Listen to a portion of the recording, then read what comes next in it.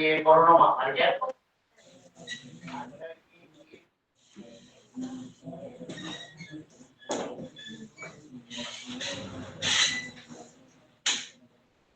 Good afternoon, students. Am I audible to all of you, online students?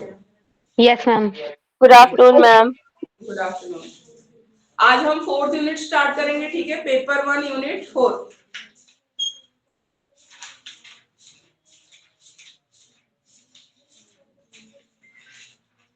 Unit 4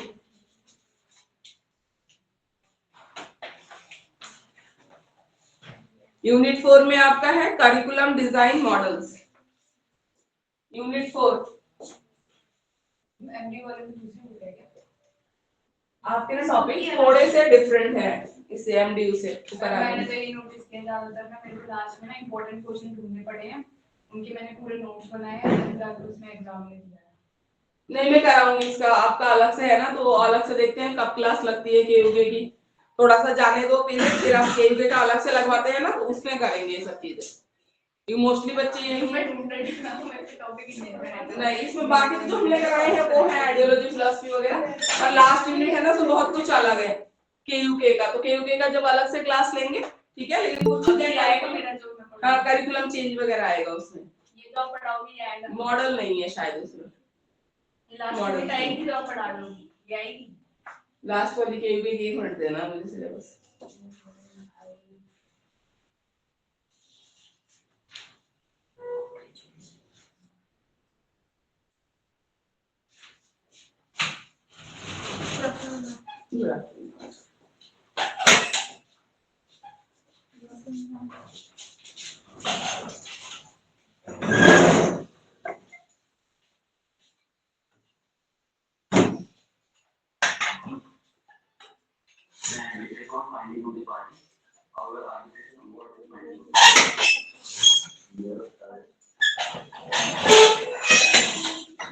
इसमें तो सही से नहीं किया है।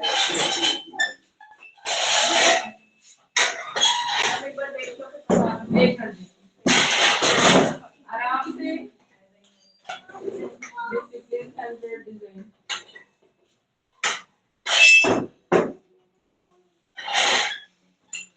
एक minute Lakshmi.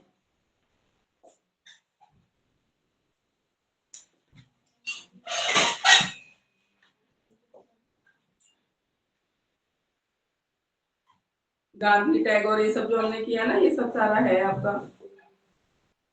Socialisation, role of culture, economy है, ये सब थोड़ा सा नहीं है इसमें जो हमने किया है। बाकी इसमें थोड़ा सा थर्ड वाला में है करिकुलम सिलेबस जो हमने किया था, ठीक है, ये सब चीजें है यहाँ पे।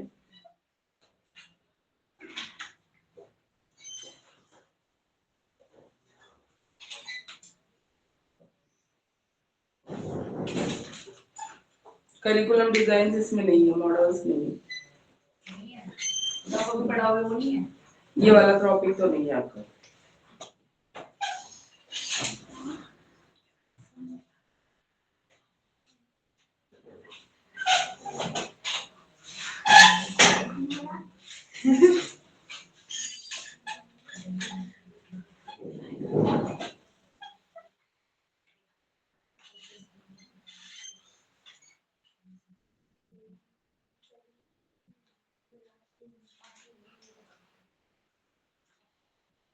आपका लेबोरेटरी, लाइब्रेरी, ये सब है, ये सब इनमें नहीं है।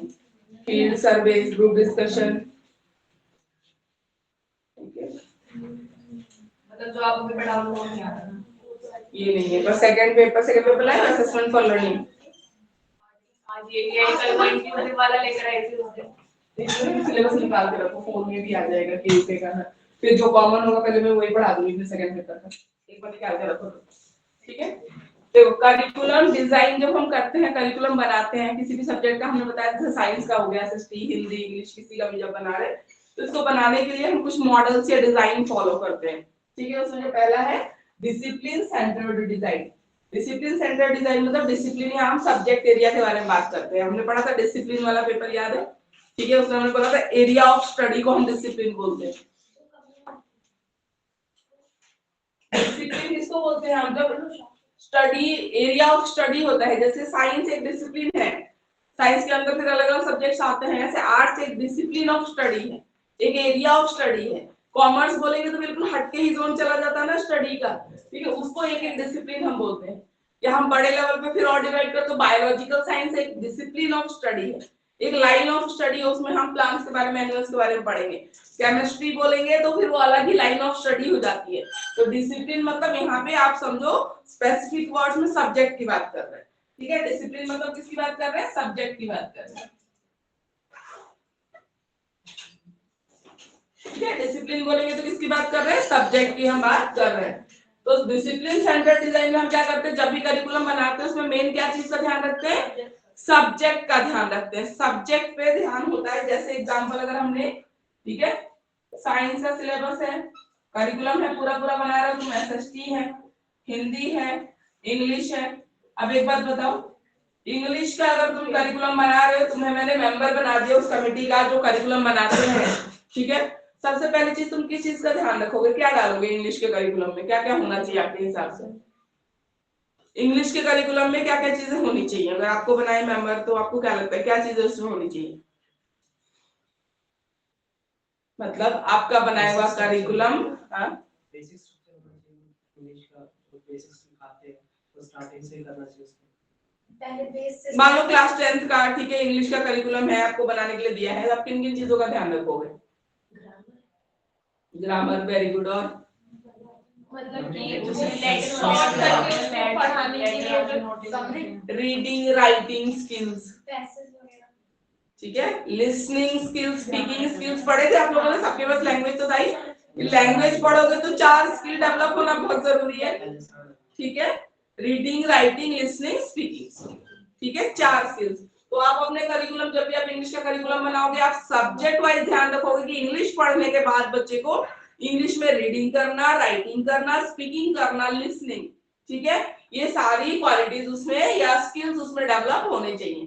तो इसके हिसाब से आप कंटेंट डालोगे, ठीक है। रीडिंग, अब 10th के बच्चे की मुझे रीडिंग अच्छी होनी चाहिए, तो उसमें वोकेबुलरी जो है वो डिफिकल्ट रखोगे, वर्ड्स की जो सिलेक्शन रखोगे आप, ये चैप्टर का जो सिलेक्शन रखोगे उसमें देखोगे ना वर्ड्स थोड़े डिफिकल्ट हो। 10th का बच्चा जो पढ़ पा रहा है वही 5th का बच्चा, तो फिर क्या फायदा? कोई फायदा नहीं ना, है ना। तो आपको लेवल का ध्यान रखना पड़ेगा, डिफिकल्टी लेवल का ध्यान रखना पड़ेगा, एज वाइज बच्चे का साइकोलॉजिकल ध्यान रखना पड़ेगा। जो हमने पढ़ा था बेसिस जो होती है करिकुलम बनाने की, साइकोलॉजिकल, सोशियोलॉजिकल पढ़ा था, फिलोसफिकल, ये सारी चीजें लास्ट क्लास में हमने डिस्कस किया था, ठीक है।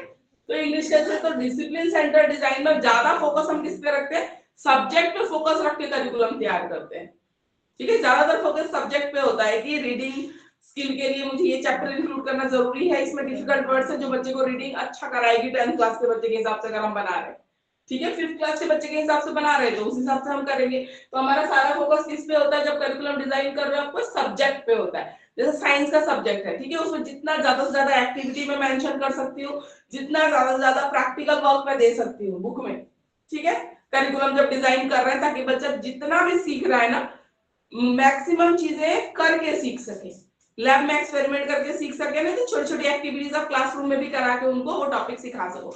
ऐसे ही जैसे इंग्लिश का आप ध्यान रखोगे टॉपिक्स के बारे में, ऐसे हिंदी का भी जब करिकुलम बनेगा वो चारों स्किल्स इसमें भी होती है, ठीक है, श्रवण, और फिर वो सुनना, बोलना, ठीक है, लिखना, पठन और वो लेखन का, ठीक है। तो हिंदी और इंग्लिश लैंग्वेज है तो इनका अलग रहेगा। एसएसटी में क्या कोशिश करोगे, कैसा करिकुलम? सब्जेक्ट में मैप वर्क बच्चे को आना चाहिए, ग्लोब में कंट्री वगैरह आइडेंटिफाई करना आना चाहिए, ठीक है, ये सब चीजें स्किल्स उसको आनी चाहिए, ठीक है। तो डिसिप्लिन सेंटर डिजाइन में हम ध्यान रखते हैं कि सब्जेक्ट को फोकस सेंटर में रखते हुए, ठीक है, जितना हम करिकुलम बना सकते हैं सबसे मेन फोकस किस पे रखते हैं? सब्जेक्ट के ऊपर रखते हैं, ठीक है। मेन फोकस किस पे रहता है? सब्जेक्ट के ऊपर रखते हैं, इसको बोलते हैं हम डिसिप्लिन सेंटर्ड डिजाइन, ठीक है। उसके बाद आते हैं learner centred design. Discipline centred design में किसके ऊपर फोकस है? सब्जेक्ट के ऊपर, ठीक है। लर्नर सेंटर्ड डिजाइन, ये बालाजी की बुक में भी मुझे कहीं नहीं दिख रहा है, इंग्लिश में, हिंदी में है क्या? देखना, हिंदी में है, दिखाना, इंग्लिश में तो मुझे नहीं दिख रहा है।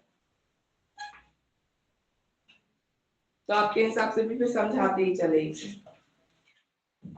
हाँ ये रहा, इसमें अच्छे से दे रखा है, प्रॉब्लम सेंटर्ड, लर्नर सेंटर्ड है, डिसिप्लिन सेंटर्ड।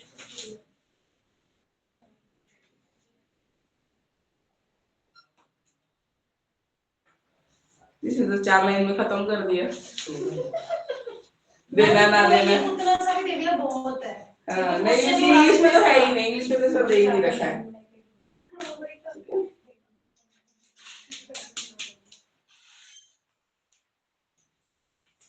चलो अभी हम कर रहे हैं लर्नर सेंटर डिजाइन, थोड़ा बहुत दे रखा है, आप देखो इसको, ठीक है। प्रॉब्लम सेंटर ये थोड़ा थोड़ा दे रखा है, ये तो एक सेकंड खुला रिकॉर्डिंग चलता है। लर्नर सेंटर डिजाइन आपको नाम से क्या लग रहा है? पढ़ने वाले को सेंटर में रखना है, लर्नर को, विद्यार्थी को, ठीक है, जो स्टूडेंट है उसको ध्यान में रखते हुए करिकुलम बनाया जाना चाहिए। मतलब करिकुलम दिमाग के अकॉर्डिंग इसको मेंटल लेवल जो उसका रहेगा बच्चे की, जो हमारी, ठीक है, क्रोनोलॉजिकल तो एक एज होती है, ठीक है, बाद में हम जो इंटेलिजेंट लेवल है बच्चे का, इंटरेस्ट के हिसाब से करिकुलम बनाया जाना चाहिए, ठीक है। अगर छोटे बच्चे का है करिकुलम बना रहे तो ज्यादा से ज्यादा एक्टिविटीज को इन्वॉल्व करो, ज्यादा से ज्यादा ऐसी चीजें डालो जो बच्चा करे और सीखे ताकि उसका इंटरेस्ट बना रहे, ठीक है। एकदम छोटे बच्चे का जब बनाते तो कॉन्क्रीट चीजें ज्यादा रहती है, फिर जैसे ही आप बड़े बच्चों की तरफ आगे बढ़ोगे धीरे धीरे कॉन्क्रीट से कॉन्सेप्ट कैसा होता जाएगा, एब्स्ट्रैक्ट होता जाएगा, ठीक है। तो वीडियो लेसन से समझा सकते हो आप, क्योंकि सारी चीजें प्रैक्टिकली कर पाना पॉसिबल नहीं होता बड़ी क्लासेस में, तो वीडियो लेसन से आप समझा सकते हो, ठीक है। फील्ड ट्रिप्स पे ले जाके घुमा के आप समझा सकते हो, ठीक है। तो इस तरीके से लर्नर सेंटर्ड डिजाइन में क्या होना चाहिए, लर्नर के अकॉर्डिंग इंटरेस्टिंग होना चाहिए, फ्लेक्सिबल होना चाहिए, इंटरेस्टिंग होना चाहिए, ठीक है, फ्लेक्सिबल होना चाहिए करिकुलम, एप्रोप्रिएट टू एज होना चाहिए, ठीक है। ये सब कुछ चीजें हैं जो इंपॉर्टेंट है, जो होनी चाहिए लर्नर के हिसाब से, ठीक है। फ्लेक्सिबल का क्या मतलब है बताइए? लचीला, मतलब कि उसे टाइम पे हम चाहे तो मान लो टफ चीज है और बच्चे का आईक्यू लेवल कम है तो उसको तुरंत हम थोड़ा ऐसे कर पाए मॉडिफाई कि वो इजी तरीके से समझ सके, क्योंकि हर बच्चा अलग अलग समझ का बच्चा है क्लास में, ठीक है। इंडिविजुअल डिफरेंस होता है, ठीक है, इंडिविजुअल डिफरेंस होता है, तो आपका करिकुलम कैसा होना चाहिए, फ्लेक्सिबल होना चाहिए, ठीक है। ये इवैल्यूएशन का जो प्रोसेस है, मेथड है, वो फ्लेक्सिबल होना चाहिए। रिटन टेस्ट के साथ साथ ओरल टेस्ट भी होना चाहिए, प्रैक्टिकल में वाइवा भी होता है ना, वाइवा के भी नंबर होते हैं। हो सकता है कोई बच्चा लिख के इतना अच्छा नहीं बता पाए, लेकिन प्रैक्टिकल जो किया उसको एक्सप्लेन करने को बोलोगे वो अच्छे से आपको एक्सप्लेन कर देगा। उससे रिलेटेड जो क्वेश्चन पूछोगे बच्चा, कुछ बच्चे ओरल में अच्छे होते हैं, कुछ बच्चे रिटन में अच्छे होते हैं, तो फ्लेक्सिबिलिटी की बात हम उसी में कर रहे हैं, ठीक है। तो करिकुलम कैसा होना चाहिए, लर्नर सेंटर्ड होना चाहिए। उसका मतलब होता है लर्नर के इंटरेस्ट के अकॉर्डिंग होना चाहिए, एज के अकॉर्डिंग होना चाहिए, उसमें फ्लेक्सिबिलिटी होनी जरूरी है। तो लर्नर सेंटर डिजाइन, जब करिकुलम में अगर हम लर्नर सेंटर डिजाइन फॉलो कर रहे हैं तो हमारे सेंटर में फोकस में कौन कर रहेगा, लर्नर, ठीक है। हर वो चीज हम वो करिकुलम में लेके आएंगे, चेंज करेंगे जो लर्नर के लिए सुटेबल रहेगा, फायदेमंद रहेगा, ठीक है। उसके बाद आता है problem centred design. Discipline centred मतलब सब्जेक्ट को मेन फोकस में रखते हुए करिकुलम हम बना रहे हैं। लर्नर सेंटर्ड में जो हमारा स्टूडेंट है वो है सेंटर में, ठीक है, सेंटर ऑफ अट्रैक्शन वो है। उसके बाद थर्ड हम आते हैं, ठीक है, problem centred design. Problem centred,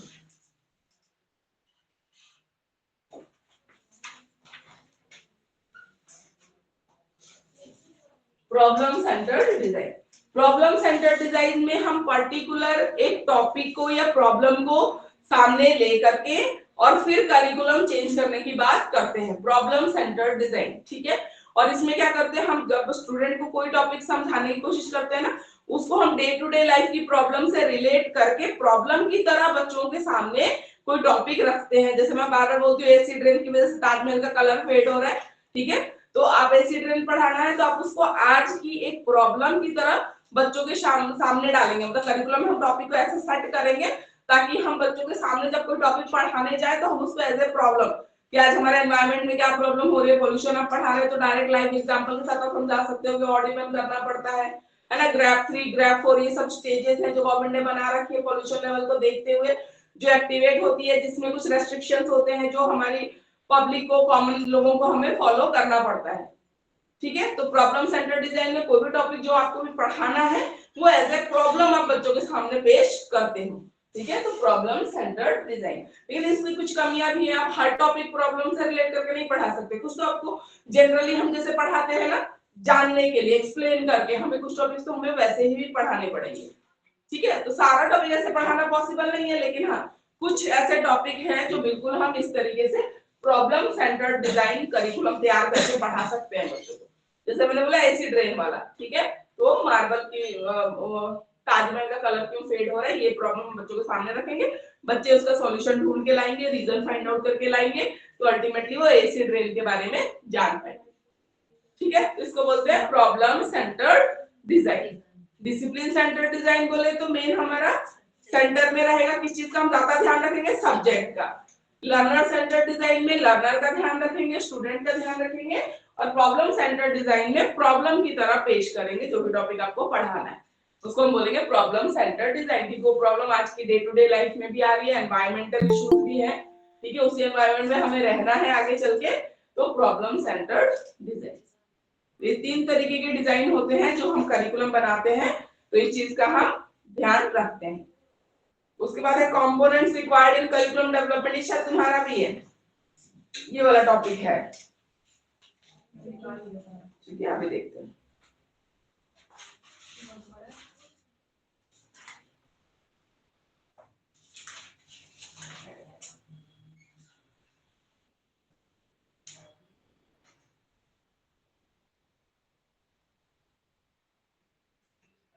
learner centred approach तो यहाँ पे दे रखा है इंग्लिश में, प्रॉब्लम सेंटर्ड भी दे रखा है।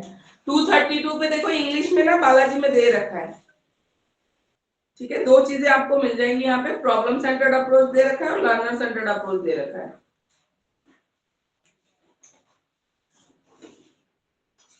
ठीक है, तो प्रॉब्लम सेंटर्ड डिजाइन में जो सोसाइटी की प्रॉब्लम्स है, जो एनवायरनमेंट की प्रॉब्लम्स है, उसको हम ज्यादा एड्रेस करते हैं।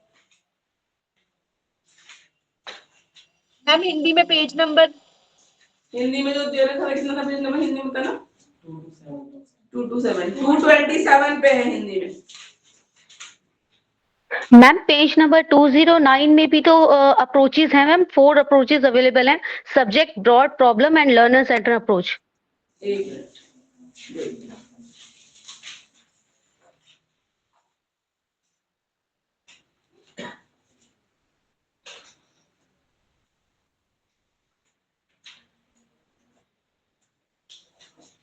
प्रॉब्लम सेंटर्ड, यही प्रॉब्लम सेंटर्ड, यही लर्नर सेंटर्ड मैथड जो मैंने बताया ना आपको पेज नंबर, ये दोनों चीजें वहां पे दे रखी हैं। हाँ ठीक है, सब्जेक्ट एरिया अप्रोच, आप डिसिप्लिन सेंटर्ड अप्रोच में ना सब्जेक्ट एरिया अप्रोच लिख सकते हो, ये वाला, ठीक है, ये लिख सकते हो, सब्जेक्ट के बारे में ही बताया गया है।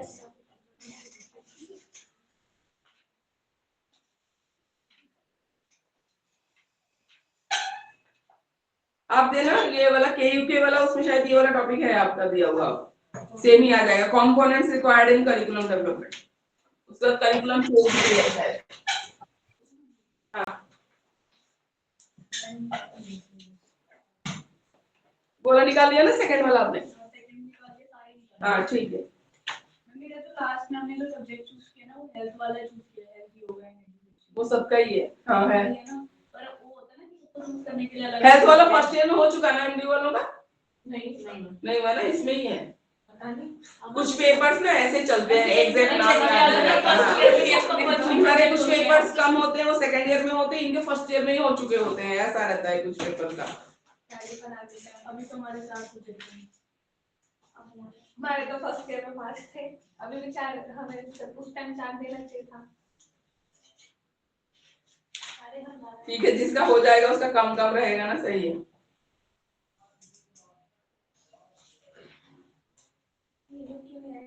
मैंने कुछ छुट्टी करी, फालतू जा रही थी आज, मैंने बता देता हूँ कि यहाँ पे मैम के मुझे मुझे भी बता दिया करो, मैं आऊंगा ना तो मैं घर से ही ना ऑनलाइन पढ़ा दूंगी, जिसको पढ़ना होगा ऑनलाइन पढ़ लेगा। क्लास नहीं होगी, बना लेते हैं, पूछ लेना बच्चे आ रहे हो, वरना मैं भी नहीं आऊंगी। ऑनलाइन कर लेंगे ना, फिर ऐसा रहेगा तो जब यहाँ कोई आओगे नहीं तो फिर सब अपने अपने घरों में रजाइयों में बैठ के पढ़ लो क्विज में। हम पढ़ेगा कोई, सब इंस्टा कराएगा। वही तो, जो सामने पढ़ लेते हो ना वो ज्यादा अच्छा रहता है।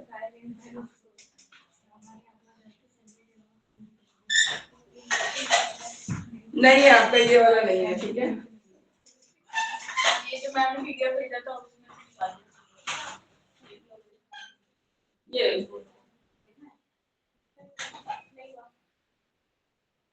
ठीक है। इसके बाद देखिए आपका टॉपिक है components required in curriculum development.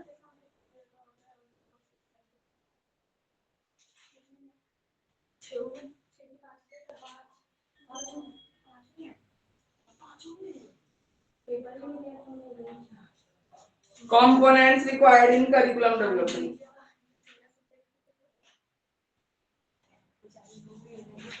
Ma'am page number 223। 223 पे है, देखिए इंग्लिश में, आपको हिंदी में मिला, देखिए components of curriculum development. 8 ma'am. हाँ जी बोलिए। यस बोलिए। मैम पेज नंबर 228 पे है। क्या कह रहे हो?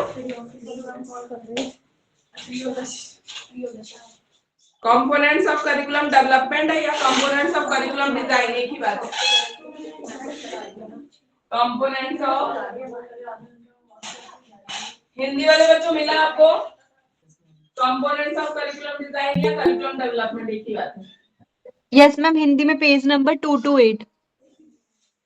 गुड, ठीक है। कंपोनेंट्स ऑफ करिकुलम डिजाइन या डेवलपमेंट, और इंग्लिश में है पेज नंबर 223, पेज नंबर 223 पे।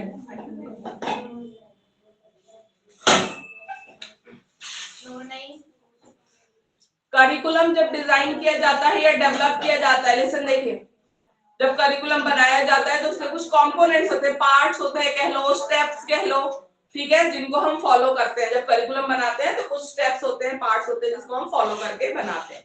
तो फर्स्ट है आपका, ठीक है, purpose, aim, goal and objective, कि करिकुलम क्यों बना रहे हो, किसी भी सब्जेक्ट का करिकुलम बनाने का एम क्या है, ऑब्जेक्टिव क्या है, ठीक है। एम कह लो, गोल कह लो, ऑब्जेक्टिव कह लो। तो पहले आपको ये सेट करना पड़ेगा करिकुलम बनाने के पहले।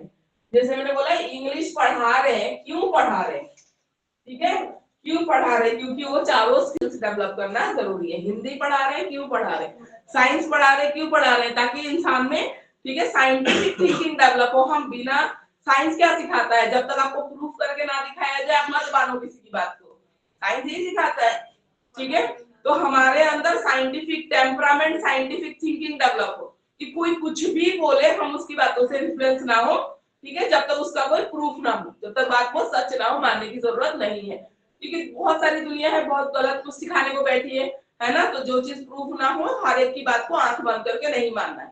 साइंटिफिक टेम्परामेंट डेवलप होना। मैथ्स क्या सिखाता है, मैथ्स आपकी लॉजिकल और रीजनिंग पावर को स्ट्रांग बनाता है, ठीक है, कि अपनी बुद्धि विवेचना से सोचो कि जो तुम काम करने जा रहे हो सही है गलत है, सामने वाला जो है क्या वो कह रहा है वो बात तुम्हारे हक में है, तुम्हारे अच्छे के लिए, ये सब सोचना समझना, चीजों को एनालिसिस करना, सिंथेसिस करके देखना, ठीक है, ये सब मैथ्स सिखा रहा है। तो हर सब्जेक्ट का करिकुलम बनाने से पहले हमें एम, गोल, ऑब्जेक्टिव पता होना चाहिए कि हम क्यों करने जा रहे हैं, क्यों बनाना है, ठीक है। पहला स्टेप ये होता है। सेकेंड होता है design of subject matter, design of subject matter.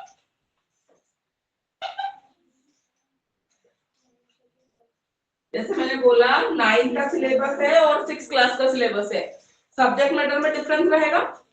जो 6th क्लास में आप साइंस का सिलेबस या एसएसटी का या इंग्लिश का बना रहे हो उसका लेवल कम होगा, नाउन, प्रोनाउन, टेंस ये सब होगा। अगर मैं ग्रामर की बात करूं इंग्लिश की, ठीक है, 9th 10th में जाके आपका ज्यादातर राइटिंग वर्क आ जाता है, ठीक है ना, सेंटेंस फॉर्मेशन ज्यादा अच्छा हो जाए इस पे ध्यान होता है। फिर वो सब आपको नहीं सिखाते, प्रीपोजिशन, कंजंक्शन नहीं सिखाएंगे 9th 10th में, ठीक है।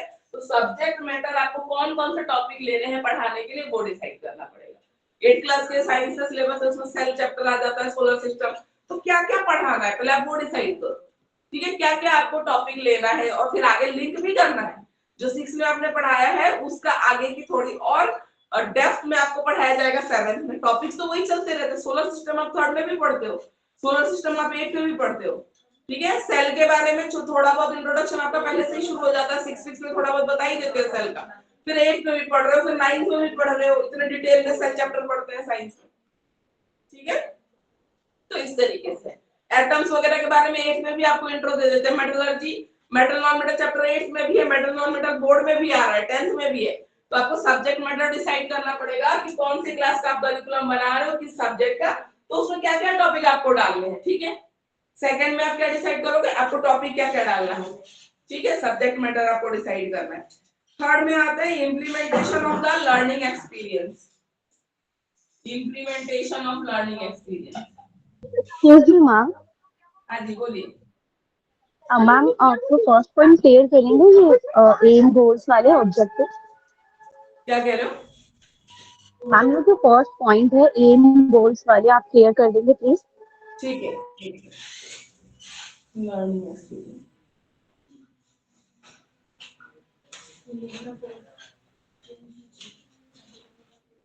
पहला आपका जो पॉइंट है aim goals and objectives. Objective मैंने आपको बताया कितनी बार, जो शॉर्ट टर्म हम गोल सेट करते हैं ना, ठीक है, जैसे मैं आज की अपनी क्लास के लिए ऑब्जेक्टिव बनाऊं, 2 घंटे की क्लास के मेरा ऑब्जेक्टिव क्या है, मैं क्यों पढ़ा रही हूँ आपको, तो मेरा जो ऑब्जेक्टिव होगा, student will be able to explain different designs of curriculum, ठीक है, लर्नर सेंटर्ड, प्रॉब्लम सेंटर्ड। अगर मैं एंड में पूछूं क्लास के, तो मेरा ऑब्जेक्टिव है कि हर एक बच्चा जिसने क्लास अटेंड किया एटलीस्ट वो मुझे बता पाएगा कि कौन कौन से डिजाइन के करिकुलम होते हैं, ठीक है। Student will be able to explain components of curriculum design, ठीक है, बच्चा बता पाएगा कि करिकुलम जब बनाते हैं हम कौन कौन से स्टेप को फॉलो करते हैं। तो ऑब्जेक्टिव होता है शॉर्ट टर्म जो हम बनाते हैं, ठीक है, और गोल होता है लॉन्ग टर्म की जब बात करते हैं, ठीक है। जैसे मैं पूरे 1 साल इस सेकंड ईयर के कंप्लीशन के बाद बात करूं कि बच्चा सेकंड ईयर के टॉपिक्स को अच्छे से एक्सप्लेन कर पाएगा, ठीक है, एग्जाम में अगर उसको घुमा के भी पूछ रहे हैं they will able to answer the questions, ठीक है, तो वो क्या हो जाएगा, वो गोल हो जाएगा लॉन्ग टर्म के लिए जब सेट करते हो। अब इस कॉन्टेक्स्ट में हम क्या बात करेंगे, जब भी आप करिकुलम डिजाइन करने जाते हो, ठीक है, या करिकुलम डेवलप करने जा रहे हो, बनाने जा रहे हो, सबसे पहले आपको क्या करना पड़ेगा, वो करिकुलम क्यों बनाया जा रहा है, पहले इसका फोकस रखना पड़ेगा अपने दिमाग में। जैसे मैंने आपको बोला कि इंग्लिश का करिकुलम है 10th क्लास का, ठीक है, तो करिकुलम एम क्या है, ऑब्जेक्टिव क्या है, क्यों बना रहे हैं हम इस चीज को, पहले वो डिसाइड करना पड़ेगा। मैंने बोला चारों स्किल्स जो होती है लैंग्वेज की वो तो डेवलप होनी ही चाहिए हर क्लास में, वो रीडिंग, राइटिंग, लिसनिंग, स्पीकिंग, ठीक है। एसएल एक होता है, टेस्ट होता होगा, आप लोगों का भी हुआ होगा, assessment of speaking and listening 9th 10th वगैरह में होता है, ठीक है, एएसएल होता है, ठीक है। तो ये है एक लैंग्वेज का, हिंदी इंग्लिश दोनों का ये रहेगा आपका, ठीक है, एम ऑब्जेक्टिव ये रहेगा। अगर साइंस पढ़ा रहे तो क्या होगा, साइंटिफिक टेम्परामेंट डेवलप करना, प्रैक्टिकल बच्चा खुद से वो कर पाए, परफॉर्म कर पाए, ये सारी चीजें होती हैं, ठीक है। तो करिकुलम डिजाइन करने से पहले पहले आपको वो करिकुलम क्यों बनाया जा रहा है, ठीक है, क्यों पढ़ाया जा रहा है, क्यों समझाना जरूरी है, वो करिकुलम बना रहे हो तो क्या, और क्या गोल है, क्या एम है, उसको बनाने का उद्देश्य क्या है, पहले आपको यही डिसाइड करना पड़ेगा, ठीक है। समझ में आया आपको? Yes ma'am, thank you so much. उसके बाद थर्ड में हम आते हैं, देखिए इम्प्लीमेंटेशन ऑफ लर्निंग एक्सपीरियंस। ये जो सब्जेक्ट मैटर आपने यहाँ पे डिसाइड कर लिया, ठीक है, मान लो एग्जांपल, मान लो सोलर सिस्टम आपको पढ़ाना है, आपको सेल पढ़ाना है, ठीक है, आपको कुछ और टॉपिक्स, पोल्यूशन पढ़ाना है, एयर वाटर पोल्यूशन पढ़ाना है। अब वो टॉपिक्स के बीच बीच में आप कौन सी एक्टिविटीज इंक्लूड करोगे, लर्निंग एक्सपीरियंस कैसे रहेगा इसका। अब आपने डिजाइन कर लिया, टॉपिक डिसाइड कर लिया, इंप्लीमेंट कैसे करोगे, कितने क्वेश्चन आंसर डालोगे पर चैप्टर, पीछे आप कितने क्वेश्चन आंसर डालने वाले हो, किस टाइप के डालने वाले हो, बीच में कौन कौन सी एक्टिविटीज डालने वाले हो, कितने डेप्थ में आप उसको एक्सप्लेन करने वाले हो, ठीक है, क्योंकि 8th क्लास में एक लेवल तक ही एक्सप्लेन करोगे, जो 10th में भी सेम चीज बच्चा पढ़ रहा है, 8th में भी सेम चीज पढ़ रहा है, तो 10th का लेवल 8th में तो नहीं लाओगे ना, थोड़ा रेस्ट्रिक्टेड पढ़ाते हैं हम, थोड़ी थोड़ी चीजें बताते हैं, ज्यादा डेप्थ में नहीं बताते। वही चीज फिर जब बच्चा 10th में पढ़ रहा है बोर्ड के लिए, फिर हम और उसको डेप्थ में एक्सप्लेनेशन से चीजें बताते हैं, ठीक है। तो इम्प्लीमेंटेशन ऑफ लर्निंग एक्सपीरियंस आपको कैसा रखना है, कितना कंटेंट डालना है, कंटेंट का लेवल कितना रखना है, ये सारी चीजें डिसाइड होती है, ठीक है, सब्जेक्ट मैटर के डिसाइड होने के बाद। उसके बाद आता है इवैल्यूएशन अप्रोच, उसके बाद इवैल्यूएट करते हैं, करिकुलम डिजाइन करने के बाद, बनाने के बाद क्या करेंगे, इवैल्यूएट करेंगे, इवैल्यूएशन, ठीक है। लास्ट में आता है इवैल्यूएशन, कि जो करिकुलम बना है वो उस एज ग्रुप के लिए डिफिकल्टी लेवल वाइज और बाकी सब चीजों के हिसाब से सही बना है या नहीं बना है। पहले चेक होता है बेटा, उसके बाद ही इम्प्लीमेंट होता है फाइनली। पहले छोटे ग्रुप पे करेंगे इम्प्लीमेंट, उनको पढ़ा के देखेंगे, टेस्ट लेके देखेंगे कि जो आपने बनाया वो उनके हिसाब से सुटेबल है या नहीं, फिर लार्ज ग्रुप पे किया जाता है, ठीक है। फिर फाइनली जाके जब ओवरऑल रिजल्ट आ जाता है ऑल ओवर इंडिया के सीबीएसई के, मान लो करिकुलम है सीबीएसई सब्जेक्ट का, तो बहुत सारे सीबीएसई स्कूल्स में कंडक्ट किया जाएगा, टीचर्स का रिव्यू लिया जाएगा, बच्चों का रिव्यू लिया जाएगा, हर तरीके से जब पॉजिटिव रिव्यू आता है कि नहीं सही चल रहा है, बच्चे कर लेंगे, ठीक है, ये अच्छा परफॉर्म कर रहे हैं, टीचर्स का लिया जाएगा कि आपको ये पढ़ाने में कोई दिक्कत तो नहीं आ रही है, जो हम करिकुलम में चेंज लेके आए हैं या नया कुछ हमने जो इंट्रोड्यूस किया है, तो सबका रिव्यू लिया जाएगा, मीटिंग होती है, सब कुछ होता है, उसके बाद जब सब अप्रूव करते हैं ना, तब जाके करिकुलम एक बनता है। तो बहुत लंबा प्रोसीजर होता है, ऐसा नहीं कि एक दिन में आज एक कमेटी बनी, बैठ गई और कल इन्होंने बोल दिया ये चेंज होना चाहिए और हो जाता है, ऐसा नहीं होता बिल्कुल, ठीक है। तो ये होता है, ये होता है पूरा प्रोसेस, ठीक है। ये चारों प्रोसेस होते हैं। इवैल्यूएशन में पहले उसको चेक किया जाता है कि जो करिकुलम बनाया हमने वो सही बना है या नहीं बना है, बच्चों के लिए यूजफुल है नहीं है। टीचर्स को पढ़ाना है तो टीचर से भी पूछा जाता है कि ये हमने चेंज किया तो आपको पढ़ाने में या लिंक करने में कोई दिक्कत तो नहीं आ रही है, कुछ ऐसा तो नहीं है कि बाकी के टॉपिक्स बिल्कुल आसान है और हमने ये टॉपिक ऐसा डाल दिया है जो बच्चों को बहुत डिफिकल्ट लग रहा है, आप सही से इसको कम्युनिकेट को रिलेट कर पा रहे हो नहीं कर पा रहे हो, सब कुछ पूछा जाता है, सबके व्यूज लिए जाते हैं, सब ओके होता है तब जाके इवैल्यूएशन में उसके बाद वो इंप्लीमेंट कर दिया जाता है। समझ में आया कंपोनेंट, किसी को कोई दिक्कत? ऑनलाइन स्टूडेंट्स कोई दिक्कत बेटा? No ma'am. No ma'am. ठीक है, अब आते हैं करिकुलम चेंज। हाँ जी बोलिए। मैंने 5 दे रखे हैं। जाइए।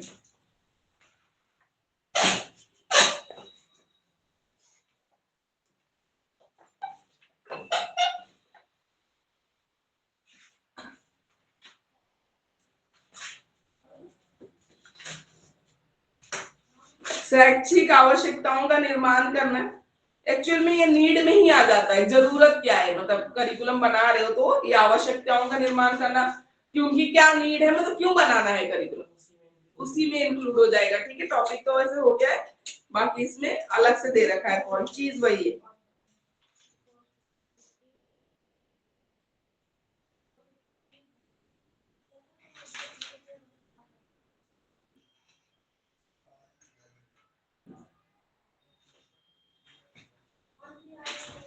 ब्लूम क्लासिफिकेशन जो फर्स्ट ईयर में कराया था ना, वो सब भी दे रखा है इसमें। विषय वस्तु का चयन और संगठन है, बहुत डेप्थ में दे रखा है। अधिगम अनुभवों का चयन और संगठन, मूल्यांकन विधि, हाँ ये सब चेक करते हैं इवैल्यूएशन में, यूज है क्या, यूज है ब्रॉड लेवल का है, लर्नर कितना पार्टिसिपेट कर रहा है, ऑर्डरली है या नहीं है, ठीक है, मतलब ऑर्डरली मतलब ऑर्डर सही सीक्वेंस में आपने टॉपिक को इंक्लूड किया है या नहीं किया है करिकुलम के, रिलायबल है या नहीं है, जो फैक्ट्स आपने डाल रहे हो, ठीक है, मैं मान लो कोई डेटा डाल रही हूँ, रिलायबल है या नहीं है, ये सारी चीजें देखी जाती है इवैल्यूएशन में। इसके बाद आते हैं करिकुलम चेंज, मान लो एग्जिस्टिंग करिकुलम है, चल रहा है, ठीक है, पर उसमें कुछ इश्यू आ रहा है, तो सबने बोला कि नहीं करिकुलम अब चेंज हो जाना चाहिए, ठीक है, तो चेंज के लिए क्या प्रोसीजर है, कैसे करते हैं, करिकुलम चेंज देखते हैं। ये जो डिजाइन था जो वो फ्रेश बना रहे हो नया, ठीक है ना, चेंज, करिकुलम चेंज।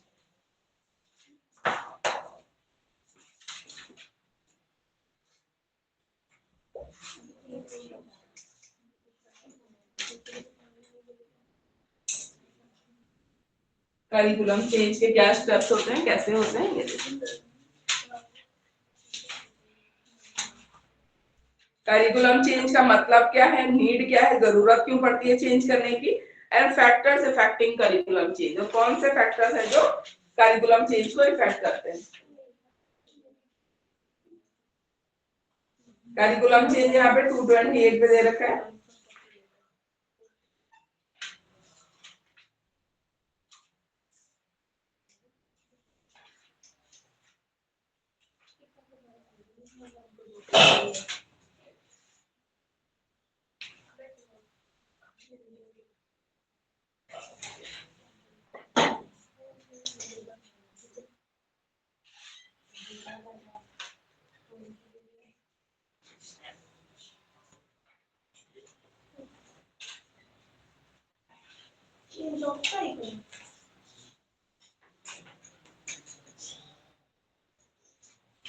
फिर इम्प्लीमेंटेशन कैसे होता है, ठीक है।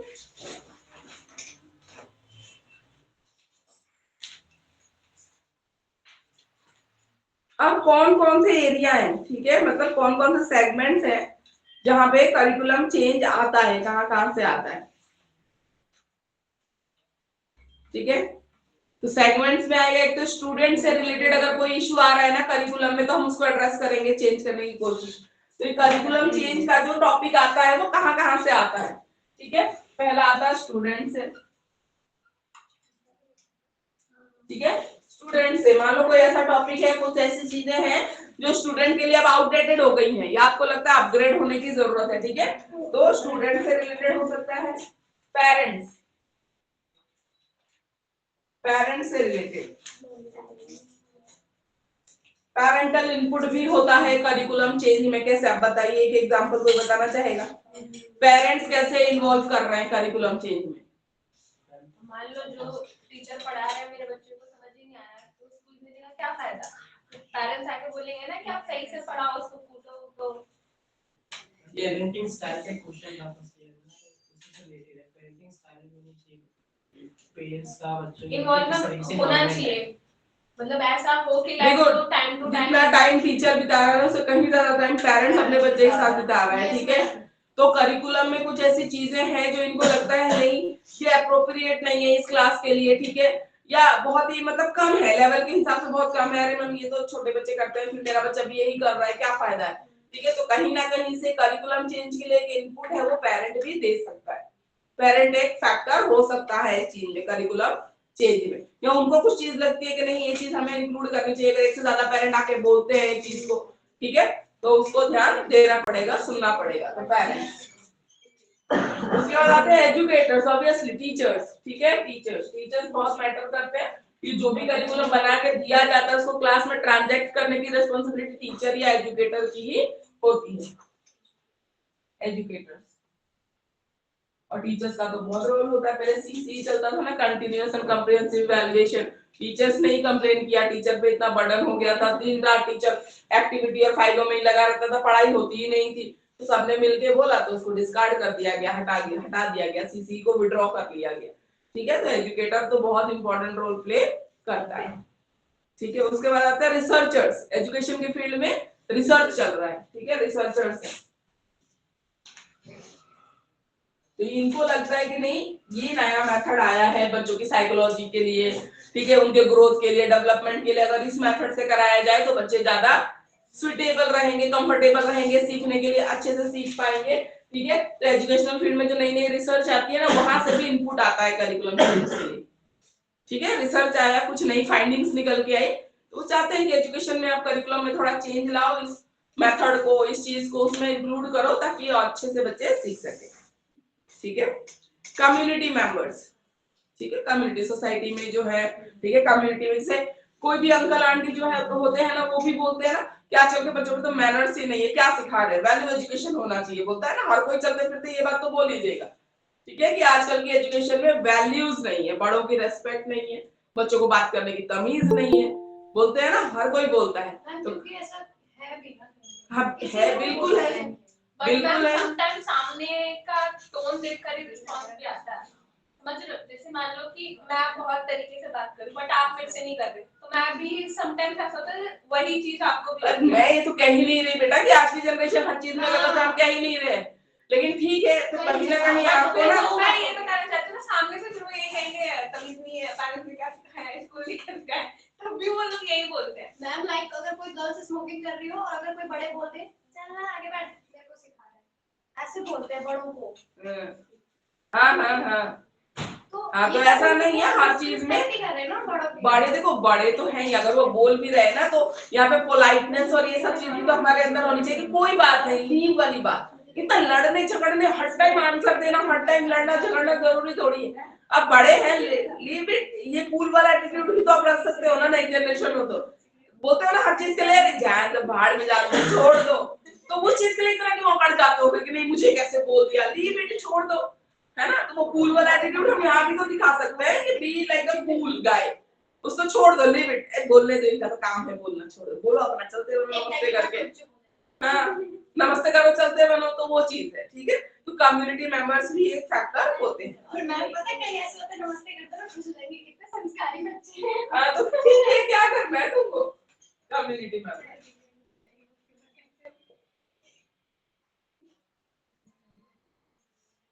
कम्युनिटी, ठीक है। उसके बाद है बिजनेस कम्युनिटी, बिजनेस कम्युनिटी, ये फैक्टर्स है जो इनपुट डालते हैं करिकुलम चेंज के लिए, ठीक है। अब बताओ बिजनेस कम्युनिटी कैसे, बिजनेस कम्युनिटी कैसे, कौन बताए। देखो कोई भी, मैं नया फैक्ट्री खोल रही हूँ, नया बिजनेस स्टैब्लिश कर रही हूँ, मेरे को मैन पावर की जरूरत पड़ेगी, लोग चाहिए मुझे काम करने वाले, तो मैं चाहूंगी ना कि ऐसे कोर्सेज चलाए जाएं जो बच्चा लोग नॉलेजेबल निकल के आए, जो मेरे काम के हों, स्किलफुल कोर्सेज, ठीक है।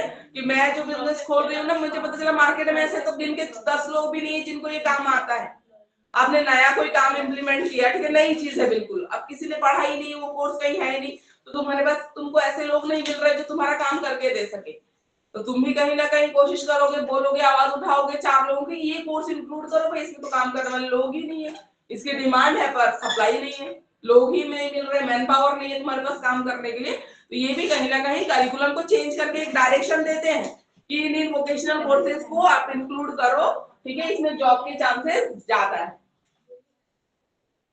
उसके बाद आता है political officials and pressure groups, political officials, political sector और प्रेशर ग्रुप्स,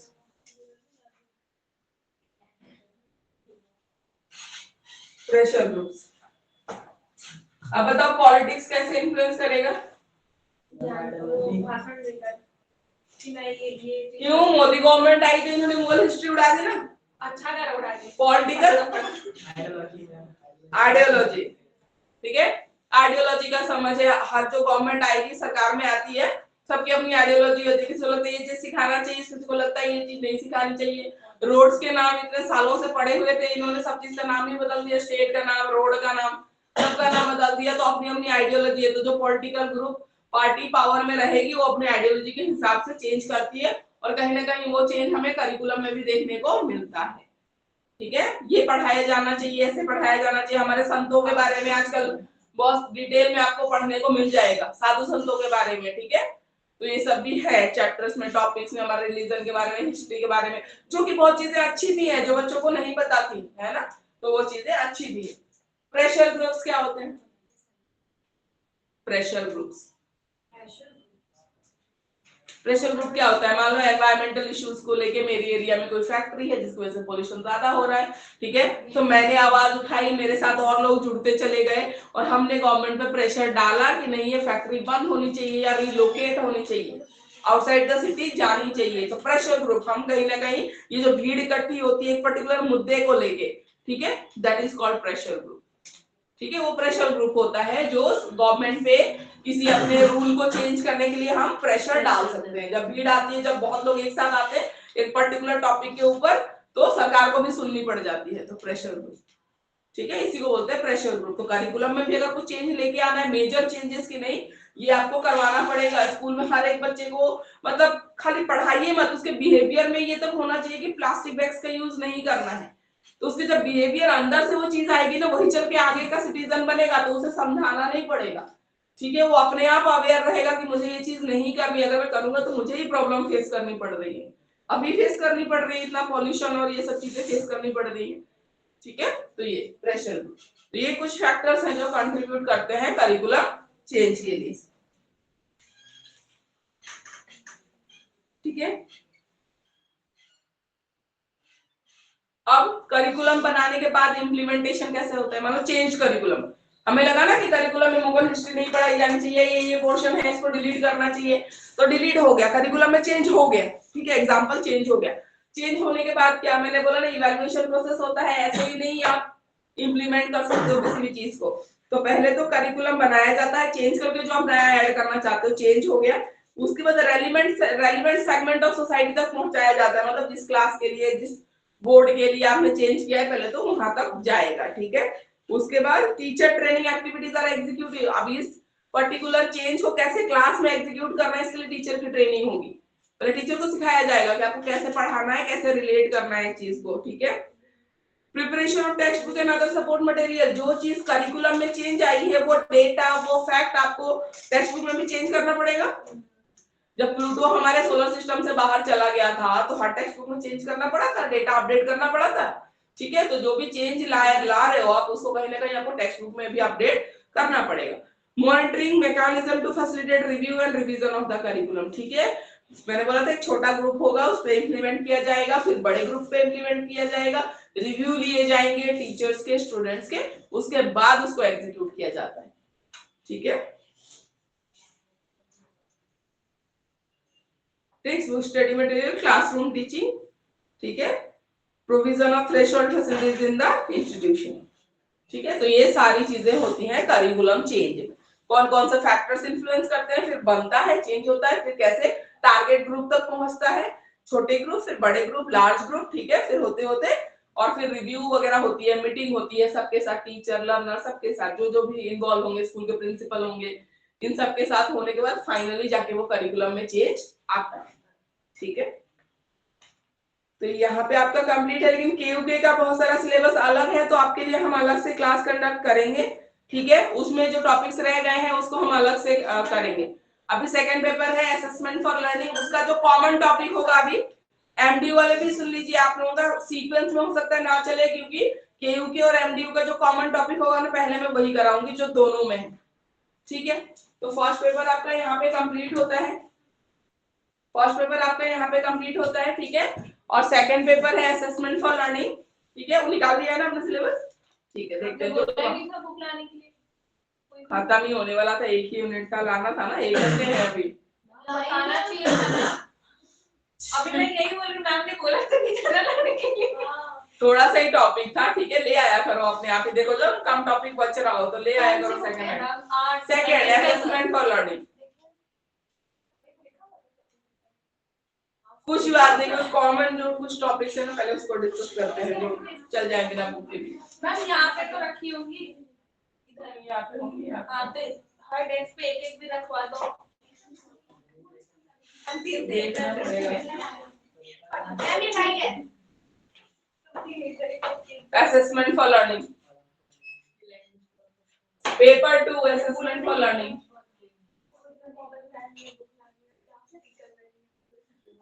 नहीं ये वाली कौन सी लाए हो फिर तुम? मैम छुट्टी का बात कर, नहीं छुट्टी के लैंग्वेज लेके आए। बेटा अभी लगता है छुट्टी कर दो, फिर बाद में ना टॉपिक्स रह जाती हैं, फिर एग्जाम के टाइम में पता चलता है। कोई नहीं लाया, बुक लाया नहीं कोई भी। मैम से मांग के एक तो ले आओ, असेसमेंट फॉर लर्निंग आप भी नहीं लेकर आए हो, आप भी नहीं लेकर आए। मैम क्यों लेके आई? मैम क्यों लाएंगी? मैम तो यहीं से लेती है। ये इसलिए लेती हूं मैं तो। ले आओ एक बार, एक मांग के ले आओ, असेसमेंट फॉर लर्निंग वही होगी, बाहर ही पड़ी हुई है, पर बोल के लाना। आप कॉलेज में भी आप इग्नू में पढ़ाते हो? लाओ तो। अगर इग्नू से आने का है तो ठीक है मैम, कोई दिक्कत नहीं, इग्नू की तो बहुत वैलिडिटी है, आपको ना नॉलेज होना चाहिए उस मैम लेवल बट का।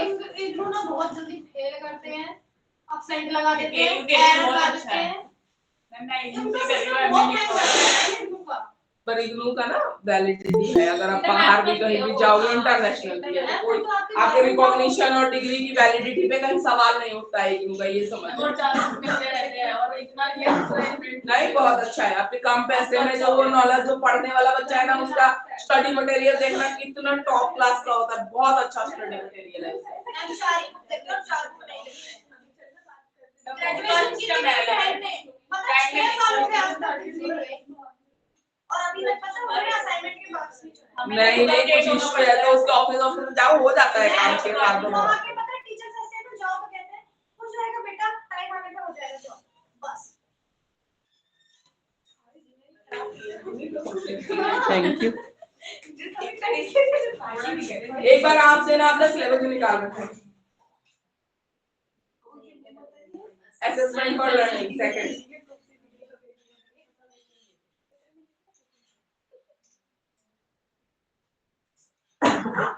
ये एनसीआर 2005 है ना, ये तुम्हारे फर्स्ट पेपर में है केयूके वालों के, एनसीएफ वो जो हमने पढ़ा था हाँ पहले भी जो पढ़ रखा है, राष्ट्रीय हाँ पहचान वही नेशनल करिकुलम फ्रेमवर्क 2005 है ना, वो अभी इसके एमडीयू के सेकंड पेपर में है ना, ये एनसीएफ का एक टॉपिक आपका केयूके वालों के फर्स्ट पेपर में, ठीक है। तो एनसीएफ पढ़ाऊंगी तो आपके फर्स्ट पेपर में था, एनसीएफ फर्स्ट पेपर में था, सेकंड इसका दे दो सिलेबस जला, जो कॉमन होगा ना वहीं से स्टार्ट करेंगे।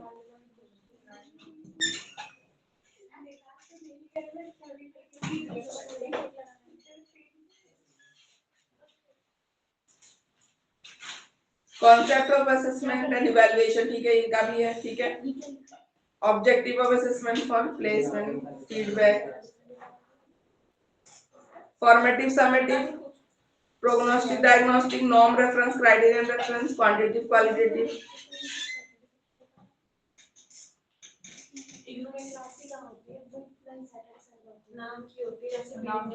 फॉर्मेटिव, समेटिव, ठीक है, क्वालिटेटिव, क्वांटिटेटिव, ये सब करते हैं, ये सब है कॉमन। चलो इधर देखो,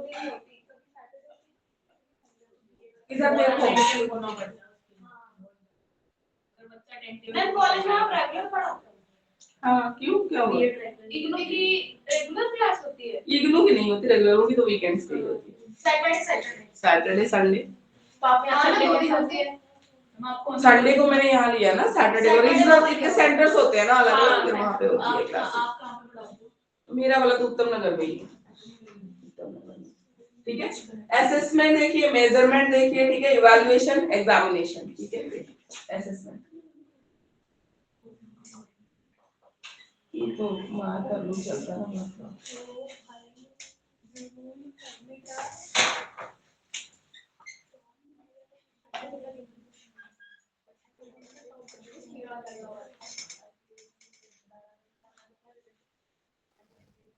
मैम ये सेकंड यूनिट है, सेकंड यूनिट है ये सेकंड पेपर है, पेपर 2। नहीं मतलब पेपर 2 का सेकंड यूनिट? नहीं फर्स्ट यूनिट। अच्छा ओके, ठीक है, first unit assessment, measurement, evaluation. नहीं बुक तो समझ गए, वो यूनिट पेपर 2, ठीक है, पेपर 2 हो रहा है आपका, पेपर 1 कंप्लीट हो गया है, पेपर 2 कर रहे हैं।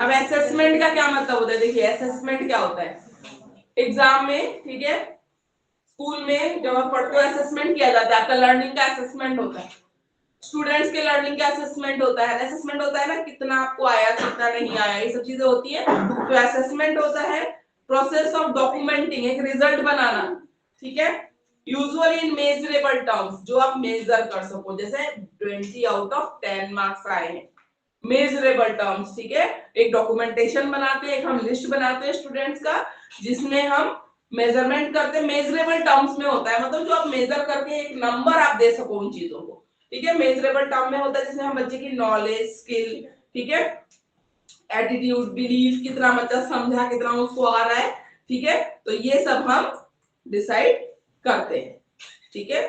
तो it is a tool or method of obtaining information from test or other sources about the achievement of individual।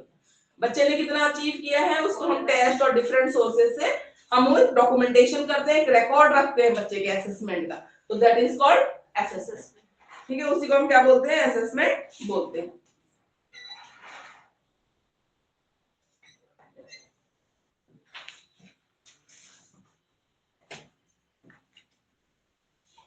इसके बाद आते हैं मेजरमेंट, असेसमेंट के बाद मेजरमेंट।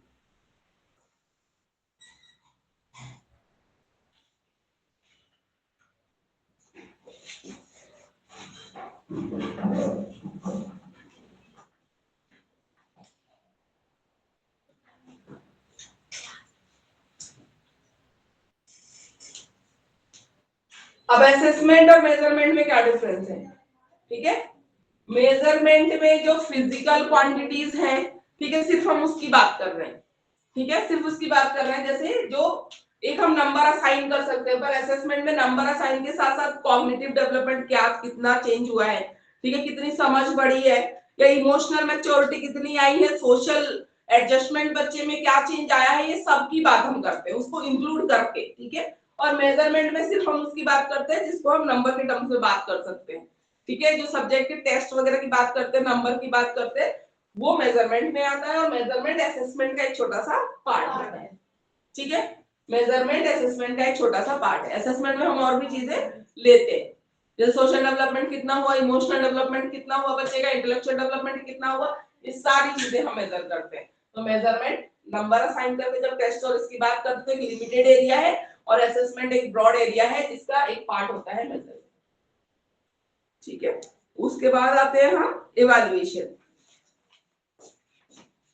इवैल्यूएशन भी अगेन ब्रॉड और टर्म होता है, ठीक है। इवैल्यूएशन में भी आप क्वालिटेटिव क्वांटिटेटिव दोनों की बात करते हो, क्वालिटेटिव क्वांटिटेटिव क्वांटिटेटिव।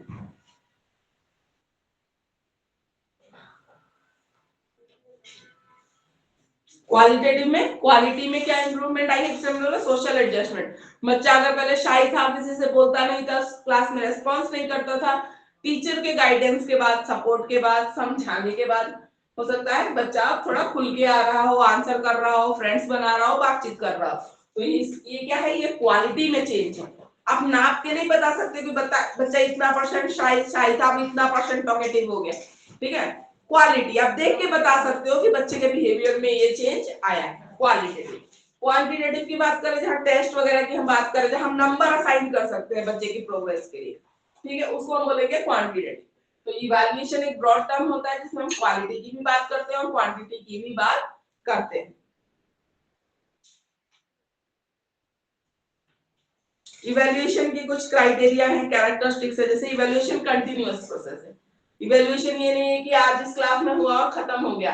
बच्चा मान लो अगर उस स्कूल में नर्सरी से पढ़ रहा है, 5th क्लास से पहुंच गया, 6th क्लास से पहुंच गया, तो ओवरऑल जो उसके क्लास चेंज हुआ, एज वाइज जो उसमें चेंजेस आई है ना, तो वो कंटिन्यूटी में उसका रिकॉर्ड बन रहा है, एक पोर्टफोलियो है उसमें जिसमें उसका सारा डेटा, सारे सर्टिफिकेट में टीचर ने मार्क लिख रही होगी। हो सकता है पहले वो बहुत इंट्रोवर्ट था, जैसे मैंने बोला, फिर एक्सट्रोवर्ट हो गया हो, डिबेट वगैरह में पार्टिसिपेट करने लग गया हो, तो उसका जो पोर्टफोलियो होगा, सारा उसका रिकॉर्ड, सर्टिफिकेट्स होंगे, तो उसको देख के आप उसका कंटिन्यूटी में एक चेंज बता सकते हो। तो इवैल्यूएशन एक कंटीन्यूअस प्रोसेस है जो चलता रहता है, ठीक है।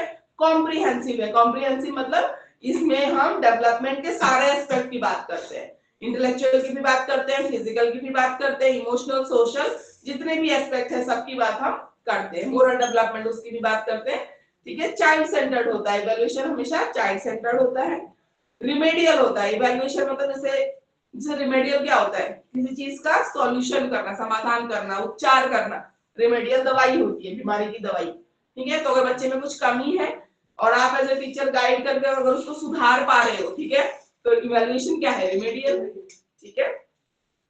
कोऑपरेटिव प्रोसेस है इवैल्यूएशन, कोऑपरेटिव प्रोसेस है, ठीक है। स्टूडेंट, टीचर, पेरेंट, फ्रेंड्स सबको मिला जुला के एक कोऑपरेटिव प्रोसेस है इवैल्यूएशन। सिस्टमैटिक है और साइंटिफिक है, ठीक है। टीचिंग मेथड्स की इफेक्टिवनेस इवैल्यूएशन ही बताता है।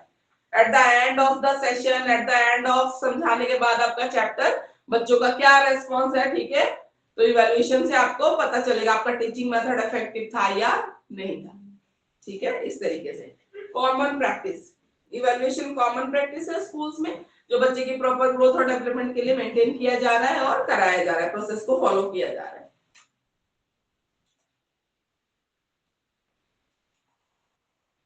उसके बाद आते हैं एग्जामिनेशन, ठीक है। 4 टॉपिक्स हैं आपके, assessment, measurement, evaluation and examination. ये केयूके का भी सेम ही चल रहा है, ठीक है। एग्जामिनेशन, इवैल्यूएशन भी था आपका, वो भी था एग्जामिनेशन। एग्जामिनेशन को आप क्या बोलोगे, इवैल्यूएशन का एक पार्ट बोलोगे, एक टूल बोल सकते हैं हम, ठीक है। Examination is a tool of evaluation, इसको एक्सप्लेन करने के लिए भी देते हैं। क्वेश्चन जब घुमाएंगे ना, तो घुमा फिरा के ऐसे में ही आते हैं वो। Examination is a tool of evaluation. जब क्वांटिटी की बात करते हैं, नंबर असाइन की बात करते हैं, हमने बोला ये दोनों चीजें हैं, तो क्वांटिटी वाले पार्ट में कौन हेल्प करेगा, एग्जामिनेशन हेल्प करेगा आपको। नंबर कैसे असाइन करोगे, जब एग्जाम लोगे तब तो पता चलेगा बच्चा कितना स्कोर कर रहा है, ठीक है। तो examination is a tool of evaluation बोलते हैं, इसको एक्सप्लेन करने के लिए बोला जाता है। टाइप्स ऑफ एग्जामिनेशन में ओरल, रिटन, मेन दो अगर हम पार्ट्स में डिवाइड करना चाहें तो ओरल और रिटन। उसके बाद ऑब्जर्वेशन भी एक तरीका होता है, बच्चा कौन सा काम कैसे कर रहा है क्लास में, एज ए टीचर आप क्या करते हो, ऑब्जर्व करते हो अपने बच्चों को, ठीक है। उसमें टाइप ऑफ क्वेश्चन एग्जाम में किस किस टाइप के क्वेश्चन पूछते हैं, तो मल्टीपल चॉइस होते हैं, ओपन एंडेड होते हैं। ओपन एंडेड क्वेश्चंस कौन से होते हैं बताइए? जिनमें आंसर फिक्स नहीं होता। बिल्कुल, ओपन एंडेड में आंसर फिक्स नहीं होता। जैसे मैंने कोई टॉपिक दे दिया, जैसे बीएड का आपका एक क्वेश्चन है, इंडिया इन 2050 एजुकेशनल सिचुएशन, या ठीक है एजुकेशन मेथड्स, ठीक है, या प्रोसेस इन इंडिया 2050 में कैसा रहेगा, आपको क्या लगता है कौन सा एजुकेशन वोकेशनल को ज्यादा प्रेफरेंस मिलेगी, स्किल वाले एजुकेशन को ज्यादा प्रेफरेंस मिलेगी? तो ये ओपन एंडेड क्वेश्चन छोड़ दिया मैंने। अब आपको जो समझ में आता है आप आंसर करोगे, उनको जो समझ में आता है किसी का आंसर रॉन्ग नहीं होगा, ठीक है, रॉन्ग नहीं होगा। आप अपने ओपिनियन, अगर आप जो बात बोल रहे हो अपने को, ठीक है, उसको पॉइंट से अगर सपोर्ट कर पाते हो बहुत अच्छे तरीके से, तो आप भी सही हो, आप भी सही हो। इस टाइप के आंसर को क्या बोलते हैं? ओपन एंडेड, जिसका आंसर फिक्स नहीं होता, ठीक है। क्लोज एंडेड कौन से होते हैं? जिसका फिक्स होता है। ये ट्रू फॉल्स में अगर ये ट्रू है तो ट्रू ही होगा, तो तुम्हारा जो ट्रू लिखेगा उसका सही होगा, जो फॉल्स लिखेगा उसका गलत होगा। ट्रू फॉल्स के टाइप के क्वेश्चन होते हैं, ऐसे टाइप होता है, कंप्लीशन टाइप, ठीक है, सेंटेंस कंप्लीट करने वाले, स्टार्ट करके छोड़ दिया, कंप्लीट करो। फिर ये पोर्टफोलियोज होते हैं, पोर्टफोलियोज होते हैं जिसमें बच्चे के पूरे साल का रिकॉर्ड होता है, ठीक है, बच्चे ने कैसा परफॉर्म किया है। क्लोज टेस्ट, क्लोज टेस्ट में क्या होता है, एक पैराग्राफ जैसा होता है, इसमें कुछ वर्ड्स हटाए होते हैं, ठीक है, वो आपको ढूंढ के ओमिट किया हुआ रहता है, जो उसको आपको कंप्लीट करना रहता है। तो ये डिफरेंट टाइप्स ऑफ एग्जामिनेशन और क्वेश्चंस होते हैं, ठीक है। Importance and principles of assessment, assessment के क्या प्रिंसिपल होते हैं, ठीक है, और इंपॉर्टेंस क्या होती है, जरूरत क्या होती है। Principles of assessment,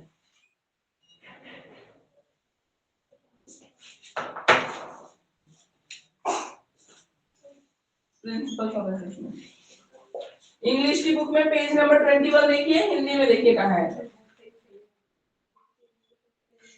principles of assessment. मैं देखती हूँ कि यूके की क्लासेस, ठीक है, 1 घंटे अगर या तो 2 बजे के बाद, 2 से 4 के बाद 1 घंटा हम कर सके, जैसे भी कर सके, मैं मैम से बात करके जाऊंगी आज, ठीक है, क्योंकि उस वाले पेपर में बहुत सारे टॉपिक रह गए यहाँ पे, वो बिल्कुल हटके ही था, ठीक है, तो मैं बात करती हूँ। लेकिन वही है, पता है, मैम लगा भी देती है, मैम की तो कोई दिक्कत नहीं है, वो लगा देती है बच्चों के लिए।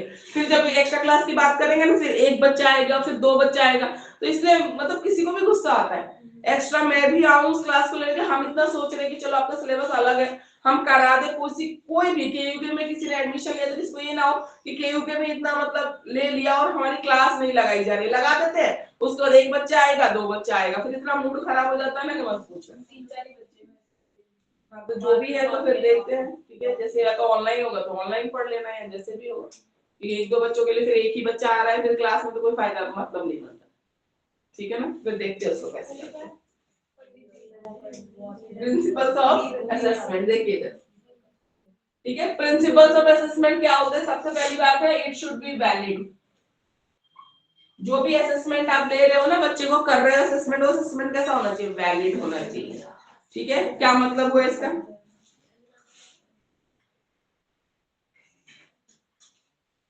जो भी क्राइटेरिया आप रख रहे हो बच्चे की असेसमेंट के लिए, वो वैलिड होना चाहिए। अगर रीडिंग असेसमेंट है सपोज, ठीक है, तो उसकी क्राइटेरिया आप क्या रखोगे? उसकी फ्लुएंसी कैसी है, प्रोनाउंसिएशन कैसा है, रीडिंग की स्पीड कैसी है, और जो प्रॉपर रीडिंग होती है, कॉमा पे रुकना, फुल स्टॉप पे होल्ड, ठीक है, ब्रीथ लेना, उसके लिए जो रहता है वो प्रॉपर तरीके से फॉलो कर रहा है या नहीं कर रहा है। अब मान लो रीडिंग के असेसमेंट में मैंने क्राइटेरिया रख दी कि बच्चा कितना अच्छा जो एक्सप्लेन कर पाएगा वो रीडिंग में अच्छा है, तो ये क्या कहीं से वैलिड क्राइटेरिया है क्या? मेरी नहीं है, ये वैलिड क्राइटेरिया नहीं है, ठीक है। वैलिड क्राइटेरिया ये नहीं होता कि बच्चा रीडिंग की ले रहे हो तो रीडिंग देखो तुम रीडिंग कैसी है, राइटिंग की लोगे तो उसके हिसाब से क्राइटेरिया होगी। अगर रीडिंग असेसमेंट में मैंने क्राइटेरिया रख दी कि बच्चा कौन कितना अच्छा समझा पा रहा है पढ़ने के बाद, तो that is not reading assessment, वो अंडरस्टैंडिंग का हो जाएगा फिर, ठीक है, वो रीडिंग का नहीं होगा। तो वैलिड का मतलब है जिस भी चीज की आप असेसमेंट कर रहे हो उसके लिए जो भी क्राइटेरिया फिक्स कर रहे हो, दोज मस्ट बी वैलिड होना चाहिए।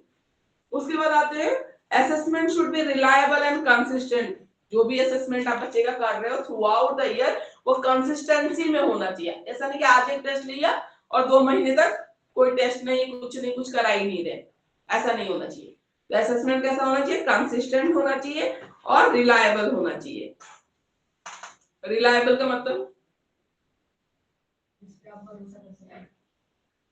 जो भी असेसमेंट टेस्ट आप बना रहे हो ना वो भरोसेमंद होना चाहिए, मतलब जिस चीज के लिए बनाया जा रहा है ना वो क्राइटेरिया आपकी फुलफिल हो रही हो, रिलायबल, भरोसेमंद। ठीक है। Information about assessment should B explicit, accessible and transparent. जो भी असेसमेंट के लिए आपने कितने नंबर का टेस्ट होगा, किस टाइप के क्वेश्चन आएंगे, इसलिए क्वेश्चंस का ब्लूप्रिंट तक आप स्टूडेंट्स को शेयर कर दिया जाता है कि बेटा ये ब्लूप्रिंट है। अगर 50 नंबर का टेस्ट है तो उसमें से 5 नंबर का ट्रू फॉल्स रहेगा, 5 नंबर का फिल इन द ब्लैंक्स रहेगा, 5 नंबर का मान लो इंग्लिश का पेपर है तो इतने नंबर का अनसीन पैसेज रहेगा, इतने नंबर की स्टोरी राइटिंग रहेगी, सब पहले से बताया जाता है। तो ये असेसमेंट जो होता है बिल्कुल ट्रांसपेरेंट होना चाहिए। ठीक है, ट्रांसपेरेंट होने चाहिए, बच्चे को पता होना चाहिए असेसमेंट की क्राइटेरिया क्या है, कितने नंबर किस किस हिस्से में मिलने वाले हैं, सब कुछ होना चाहिए। ठीक है, एक्सेसिबल होना चाहिए और एक्सप्लिसिट होना चाहिए, क्लियर होना चाहिए, एक्यूरेट होना चाहिए। ठीक है, टाइमली इंफॉर्मेशन होना चाहिए असेसमेंट के बारे में बच्चों को। उसके बाद assessment should B inclusive and equitable. ठीक है, एकेडमिक जो स्टैंडर्ड्स है वो फॉलो करता हुआ होना चाहिए आपका जो भी असेसमेंट है, इंक्लूसिव होना चाहिए, इक्विटेबल असेसमेंट होना चाहिए। ठीक है, किसी भी ग्रुप या इंडिविजुअल के डिसएडवांटेज ना हो, इक्विटेबल, सब बच्चे के लिए बराबर होना चाहिए, किसी बच्चे के लिए डिसएडवांटेज ना हो आपका टेस्ट। ठीक है, assessment should be an integral part of programme design. ठीक है, जो भी पढ़ाने का या पूरे साल का प्रोग्राम डिजाइन कर रहे हो तो पूरे साल में आप ऐसे ऐसे डिवाइड करते हो ना, सिलेबस यूटी का हो गया, हाफ ईयरली का डिवाइड करते हो, तो असेसमेंट भी ऐसे ही आप पहले ही डिसाइड करके चलो अपने प्रोग्राम में, इतने मुझे असेसमेंट लेने हैं, मैं इस मंथ में इतना लूंगी, इस डेट को लूंगी, अपना बना के चलो। तो क्या होगा, वो कंसिस्टेंसी में फॉलो भी हो जाएगा।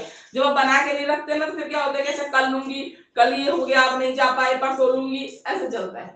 लेकिन एक फिक्स अगर आप डेट डाल के चलते हो ना तो आपके माइंड में भी रहेगा कि मुझे लेना ही है ये टेस्ट या असेसमेंट, ये करवाना ही है मुझे। ठीक है, तो ये रहेगा। The amount of asset work should be manageable. जितना भी असेसमेंट के लिए आपने वर्क डिसाइड किया वो मैनेजेबल हो, ओवरलोड मत कर लो। ठीक है, इतना ज्यादा आपने डिसाइड कर लिया कि आपसे मैनेज ही नहीं हो रहा है, ऐसा नहीं होना चाहिए। ना बच्चों के लिए भी बर्डन नहीं होना चाहिए, इतना वर्क आप डिसाइड करो जो आपके लिए भी मैनेजेबल हो और बच्चे के लिए भी बर्डन ना हो। Formative and summative assessment should be included in each program. अब फॉर्मेटिव समेटिव अलग से टॉपिक ही है केयूके का।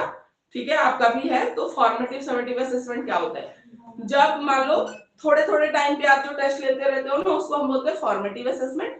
और जब लंबे टाइम पढ़ाने के बाद जो आपने हाफ ईयरली हो गया, टर्म 1 एग्जाम, टर्म 2 एग्जाम हो गए, ये सब क्या है, समेटिव एग्जाम्स है। ये समेटिव इवैल्यूएशन बोल लो, समेटिव एग्जामिनेशन बोल लो। ठीक है, तो समेटिव असेसमेंट उसको बोलते हैं। Timely feedback that promotes learning and facilitates improvement should be an integral part of assessment process.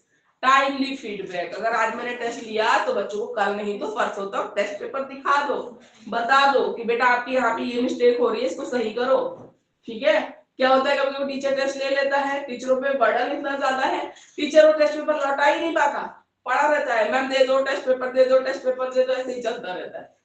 Teacher की भी गलती ना, टीचर में बर्डन इतना कर, तुमने 5-6 क्लासेस, बहुत सारी क्लासेस भी दे रखी होती है आजकल टीचरों को, तो सबका नहीं हो पाया, मतलब 2 क्लास का होगा, ठीक है 1-2 दिन तुम लेट दे दो पर दे दो।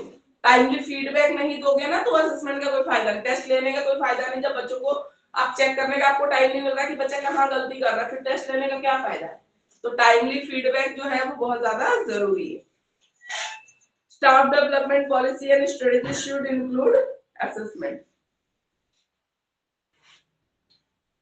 रूल्स एंड रिस्पांसिबिलिटीज, मतलब जो भी आपने असेसमेंट प्लान किया है तो टीचर एक दूसरे को हेल्प करे। ठीक है, अगर एक पीरियड में नहीं हो पाया, दूसरे पीरियड में आधा लग रहा है, तो एक दूसरे को कोऑपरेट करो। ये नहीं कि मेरा पीरियड है चलो हो गया, ऐसा वाला नहीं। ठीक है, तो असेसमेंट प्रोसेस में सबको इन्वॉल्व करना जरूरी है। इंपॉर्टेंस क्या है असेसमेंट की, सेल्फ रिफ्लेक्शन। ठीक है, टीचर को भी पता चलता है असेसमेंट लेते तो मैंने क्या बोला कि टीचिंग मेथड यूजफुल है या नहीं है। ठीक है, बच्चा किस लेवल तक अचीव कर चुका है, ये सब आपको पता चलता है असेसमेंट से। स्टूडेंट की नॉलेज स्किल्स के बारे में आपको पता चलता है। ठीक है, बच्चे के लेवल के बारे में पता चलता है।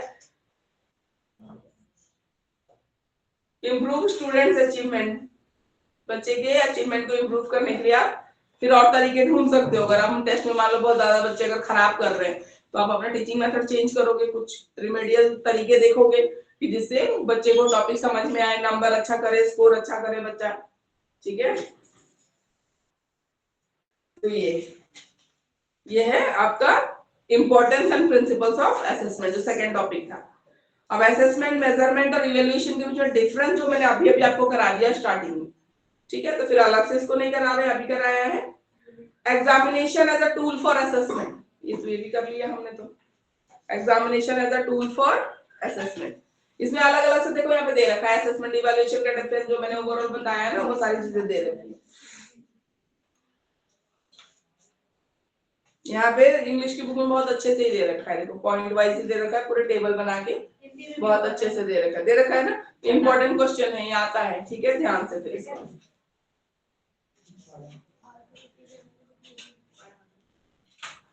ये देखो, ये examination as a tool of assessment मैंने बोला नहीं आता है। देखिए 15 मिनट पहले क्यों, क्या हो गया, ऑलरेडी 10 मिनट बाद लेट क्लास शुरू हो गया। तो आप वीडियो देख लेना फिर, ठीक है, मैं तो कराऊंगी, ठीक है। आपको जाना है तो आप जा सकते हो, कोई दिक्कत नहीं है, आप वीडियो एक बार देख लेना जो मैं करा रही हूँ, ठीक है।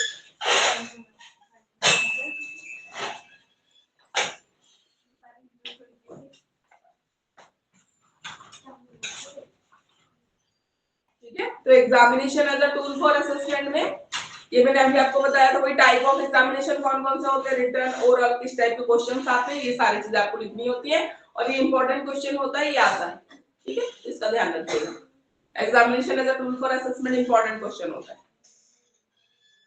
उसके बाद है एनसीएफ 2005, ये क्वेश्चन आप लोगों के फर्स्ट पेपर में, national curriculum framework, first paper की बुक लाए हो ना, नीचे देखो उसमें था, थर्ड वाले यूनिट में या फोर्थ में ही था, एनसीएफ नेशनल करिकुलम फ्रेमवर्क 2005, आप लोग पहले भी पढ़ चुके हो, फर्स्ट ईयर में भी था एनसीएफ, अभी भी NCF 2005, national curriculum framework 2005, vision of assessment for learning, उसमें फर्स्ट वाले में बुक में नहीं, उसमें ही था, बुक सिलेबस में जो वाला, ये वाला था नेशनल करिकुलम फ्रेमवर्क।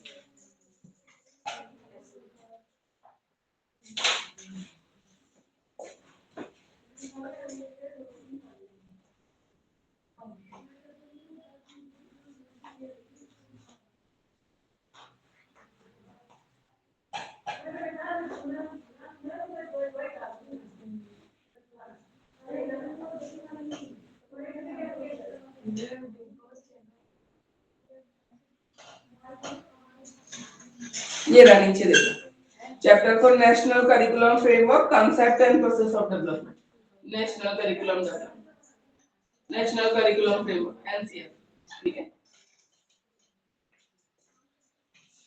2005 नहीं दे रखा, पर नेशनल करिकुलम फ्रेमवर्क दे रखा है उसमें, मैम 2005 तो फर्स्ट ईयर की बुक से पढ़े तो वही पढ़ना है आपको, ठीक है, नेशनल करिकुलम फ्रेमवर्क।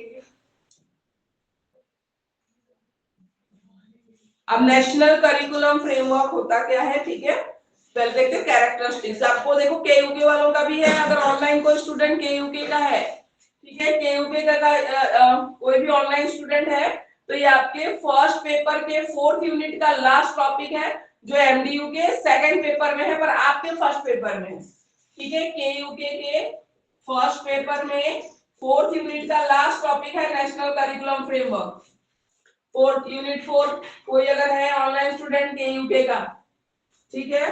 अभी असेसमेंट इवैल्यूएशन जो हमने किया वो भी है आपका, वो तो आपके सेकंड पेपर में ही है के यूके का, पर ये टॉपिक आपके फर्स्ट पेपर में है जो इनके सेकंड पेपर में चल रहा है, ठीक है। पर नेशनल करिकुलम फ्रेमवर्क आपका टॉपिक है, अगर कोई बच्चा है के यूके का तो आप ध्यान दीजिए।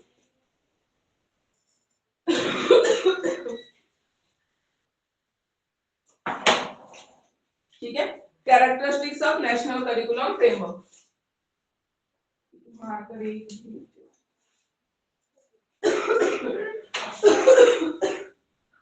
इंक डालना आता है किसी को? यस मैम इसको आपके को किसका आता है? मैम रोज डालते हैं लोग ये तो अपना पढ़ा रहे होंगे ना बॉयज बड़े को। बड़े इंस्टीट्यूट के टीचर हैं नहीं बॉयज तो देखो फायदा भी नहीं है फिर। तो जब तक गवर्नमेंट जॉब लग जाती है तो ठीक है, प्राइवेट जॉब में तो सैलरी कितनी है, तो उससे तो अपना ट्यूशन पढ़ा रहे हैं कुछ भी पढ़ा रहे हैं, अपना कुछ तो कर रहे हैं ना, तो सैलरी वाइज। पढ़ा रहे हैं ना इसलिए घाटा नहीं हो रहा अच्छा स्कूल नहीं पढ़ा रहे हैं, फायदा ही नहीं है। मैम ट्यूशन से ही बहुत कमा रहे हैं अच्छी बात है, अंबानी अच्छी बात है। अंबानी क्या कहते हैं, कौन सा सब्जेक्ट मैथ साइंस होगा तो और तो फायदा ही है। इंग्लिश और पढ़ा देते हैं ट्यूशन के कॉल आते हैं इनको तो नहीं बॉयज तो देखो जा भी सकते हैं, तो व्हाई नॉट। लड़कियों के लिए तो सेफ्टी वेफ्टी बहुत सारा इशू आ जाता है। 70 बच्चे पढ़ाती है तो 75 साथ में इंस्टीट्यूट खोल रखा है हम लोगों ने। हमारे ही टीचर के जो हमें पढ़ाते थे वहाँ पे ये दोनों बन गए स्टूडेंट से टीचर बन गए अच्छी बात है, अच्छी बात है। गर्ल्स के लिए, बॉयज के लिए तो होम ट्यूशन भी बहुत अच्छा है अगर जाके पढ़ाते हैं। गर्ल्स के लिए थोड़ा सा सेफ्टी वेफ्टी किस एरिया में है, कैसा घर है, पेरेंट्स कैसे हैं, थोड़ी चीजें आ जाती है। बॉयज के लिए तो कोई दिक्कत नहीं है। Thank you.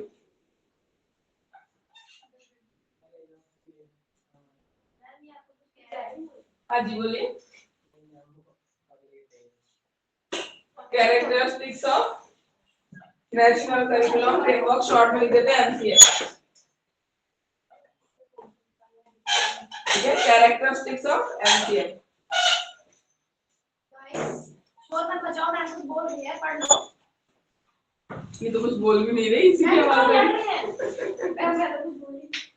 चलो इधर देखिए, ठीक है इधर देखिए। जो एनसीएफ है वो फाउंडेशन पॉलिसी होती है टीचिंग, लर्निंग और असेसमेंट के लिए इन स्कूल्स ऑफ द कंट्री।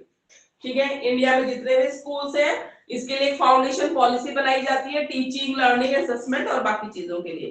ठीक है, principles which will guide all the curriculum development and give direction to teaching and learning. जितना भी करिकुलम डेवलपमेंट का प्रोग्राम होगा ये सबको गाइड करता है। नेशनल करिकुलम फ्रेमवर्क, ठीक है, स्टेट लेवल पे, नेशनल लेवल पे जितना भी वो हो रहा है, ठीक है, सबका एक गाइडिंग प्रिंसिपल होता है, ये गाइड करता है और टीचिंग लर्निंग प्रोसेस को भी गाइड करता है। ठीक है, कैसे पढ़ाया जाना चाहिए, कैसी लर्निंग होनी चाहिए, सारी चीजें बताता है। स्टेट को देखो, स्टेट का अपना बोर्ड भी होता है, बुक डेवलपमेंट का होता है, टेक्स्ट बुक डेवलपमेंट का भी, जैसे एनसीईआरटी होता है ऐसे एससीईआरटी भी होता है, सुना होगा आप लोगों ने। ठीक है, टेक्स्ट बुक डेवलपमेंट के लिए तो स्टेट जब अपना करिकुलम बनाता है, स्टेट भी तो बनाता है ना अपना करिकुलम। जैसे मैंने बार बार बोला है एसएसटी में, जैसे आपने लोकल फ्रीडम फाइटर्स के बारे में बताना है, ठीक है, तो उस स्टेट के लोकल फ्रीडम फाइटर्स के बारे में वहीं के लोगों को पता है, उनको पता है किस किस के बारे में डालना चाहिए। ठीक है, तो जब स्टेट अपना करिकुलम तैयार करता है उसको भी एनसीएफ गाइड करता है। ठीक है, गाइड करता है कि कैसा करिकुलम होना चाहिए, और करिकुलम चेंज के प्रोसेस को भी एनसीएफ गाइड करता है, इनिशिएट करता है। ठीक है, उसके बाद डायनेमिक डॉक्यूमेंट है, ओपन एंडेड है और कंटिन्यूअस प्रोसेस है। National curriculum framework time to time पे करिकुलम रिव्यू के लिए ये आता रहता है। ठीक है, उसके बाद फ्रेमवर्क फॉर मेकिंग सिलेबस बनाने के लिए फ्रेमवर्क देता है ये। टेक्स्ट बुक कैसे डिजाइन की जाएगी उसके बारे में भी बताता है। टीचिंग प्रैक्टिसेस, ठीक है, स्कूल प्रोग्राम में टीचिंग प्रैक्टिसेस कैसी आपको इम्प्लीमेंट करनी है, ये सब चीजें ये बताता है। करिकुलम में भी बताता है कौन से डिजायरेबल वैल्यूज है, एटीट्यूड है स्टूडेंट्स के अंदर जो हमें प्रमोट करनी चाहिए। Policies for assessment at different levels, her level पे, सेकेंडरी लेवल पे, प्राइमरी लेवल पे असेसमेंट की पॉलिसी कैसी होनी चाहिए, ये सब एनसीएफ बताता है। अभी क्या पॉलिसी है बताना, सेकंड तक के बच्चों के लिए रिटन टेस्ट मना कर दिया है ना, ठीक है, फिफ्थ में आप फेल कर सकते हैं। ठीक है, पहले जो नो डिटेंशन पॉलिसी थी वो चेंज हो गई, अब फिफ्थ में फेल हो सकते हैं बच्चे, एट्थ में फेल हो सकते हैं। ठीक है, आप कर सकते हैं फेल, डिटेन हमको आप कर सकते हैं। बोर्ड का मतलब वही है ना कि फेल कर रहे हो, समझ रहे हो? हाँ, और क्या, अलग से कौन सा बोर्ड हो रहा है। फिफ्थ में भी बोर्ड का मतलब क्या होता है कि मतलब नहीं, अभी कुछ नहीं हुआ, जब होगा तो देखा जाएगा। होम बोर्ड तो 10th वाले को ही कह रहे हैं कि स्कूल में ही होंगे एग्जाम, 2 बार होंगे, बहुत सी चीजें चल रही है, अभी तो बहुत सी चीजें चल रही है। देखो क्या होता है, स्टूडेंट्स के बीच में जो इंडिविजुअल डिफरेंस होते हैं, ठीक है, उसको कैसे बैलेंस किया जाए, कैटर किया जाए, ये सब एनसीएफ बताता है। Adequate balance between disciplinary and cross disciplinary approaches. Disciplinary approaches में सारा फोकस हमारा सब्जेक्ट के ऊपर होता है। डिसिप्लिन मतलब सब्जेक्ट, अब बीएड में ये चीज एकदम ना दिमाग में बिठा लो, डिसिप्लिन बोलते हैं तो सब्जेक्ट पर। क्रॉस डिसिप्लिनरी अप्रोच मतलब एक सब्जेक्ट को दूसरे से लिंक करना, सब्जेक्ट को स्पोर्ट्स से लिंक करना, ठीक है। तो इनके बीच में कैसे बैलेंस बनाया जाए ये भी एनसीएफ गाइड करता है। और आजकल तो यही चलता है कि एक सब्जेक्ट को दूसरे से लिंक करके पढ़ाओ, ठीक है। मैक्स टू मैक्स जितने सब्जेक्ट से आप लिंक कर सकते हो उतना ज्यादा अच्छा रहता है, ठीक है। जैसे मैंने एक बार आपको एग्जांपल दिया था, लीफ के शेप के बारे में पढ़ाना था, ठीक है, तो उसमें हमने आर्ट को भी इंटीग्रेट किया था, मैथ्स को भी इंटीग्रेट किया था, तो इस तरीके से, ठीक है।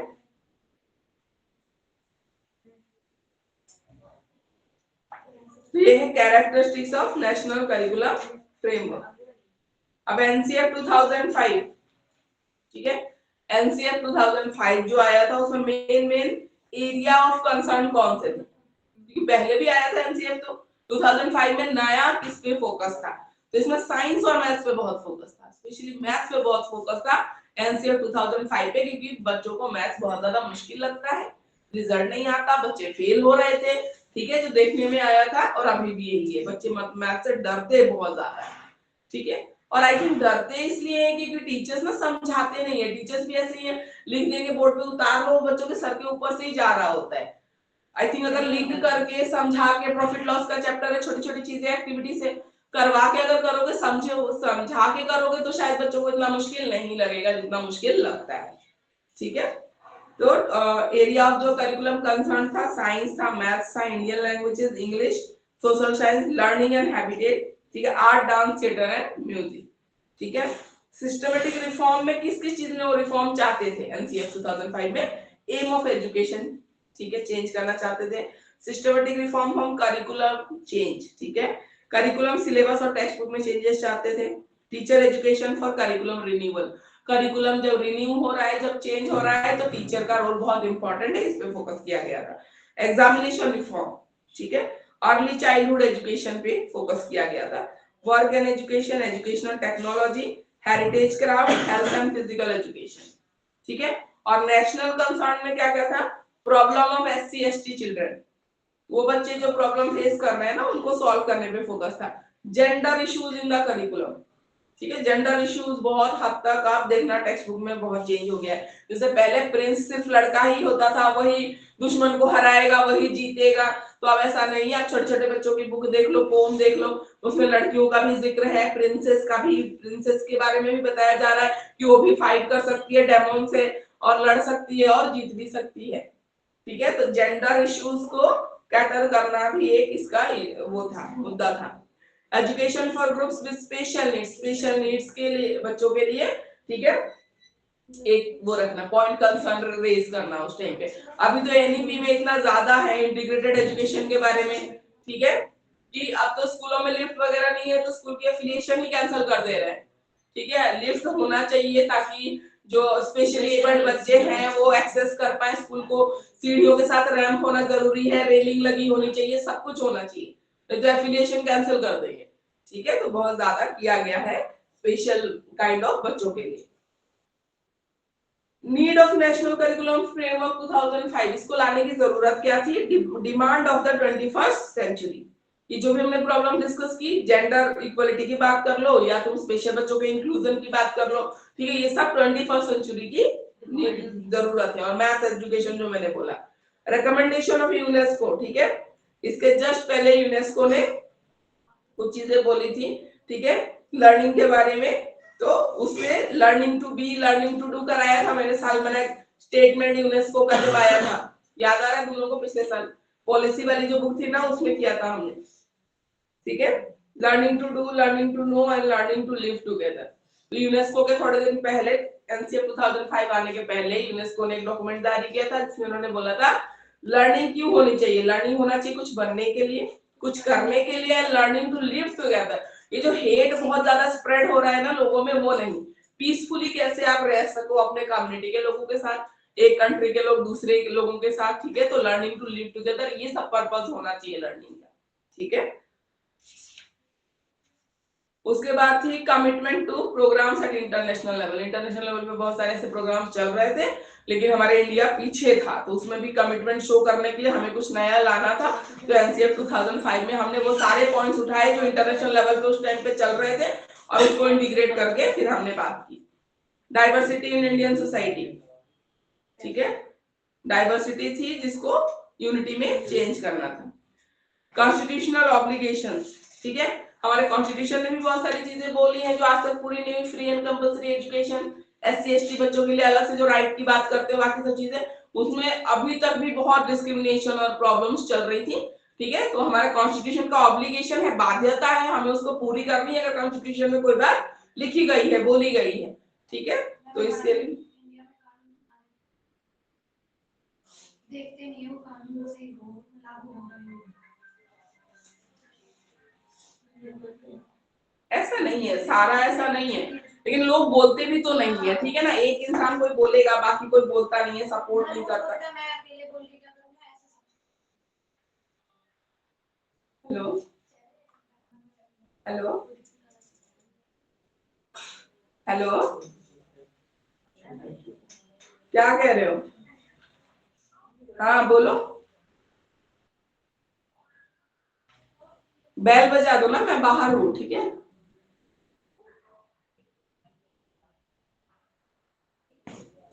ठीक है, तो कॉन्स्टिट्यूशनल ऑब्लिगेशन से नीड फॉर चेंज है, टाइम टू टाइम रिव्यू होता है, उसके लिए भी आया था ये, जो चेंज करना था। Periodic exercise of NCERT, NCERT का ये पीरियोडिक एक्सरसाइज है, ठीक है। एनसीएफ नेशनल करिकुलम फ्रेमवर्क है, टाइम टू टाइम रिव्यू किया जाता है, चेंज किया जाता है। एंड नेचर ऑफ एजुकेशन, ठीक है। ऑब्जेक्टिव क्या क्या था, ठीक है, ऑब्जेक्टिव क्या क्या था, वेरी इंपॉर्टेंट। देखिए नेशनल करिकुलम फ्रेमवर्क 2005 का ऑब्जेक्टिव क्या क्या था, to connect knowledge to life outside the school, ये मेन था ऑब्जेक्टिव, ठीक है। स्कूल की नॉलेज को डे टू डे लाइफ से लिंक करना। Learning is progressive away from the rote method, जो पहले ना रोट लर्निंग बहुत ज्यादा थी, रटना रटना, और एग्जामिनेशन का पैटर्न भी वही था, तुम रट लो, ये 10 नंबर का क्वेश्चन है, ऐसे टाइप क्वेश्चन है, वही जाके लिखाओ ना, तुम कुछ समझ रहे हो, नहीं भी समझोगे तो चलेगा, पास तुम हो जाओगे, डिग्री तुम्हें मिल जाएगी।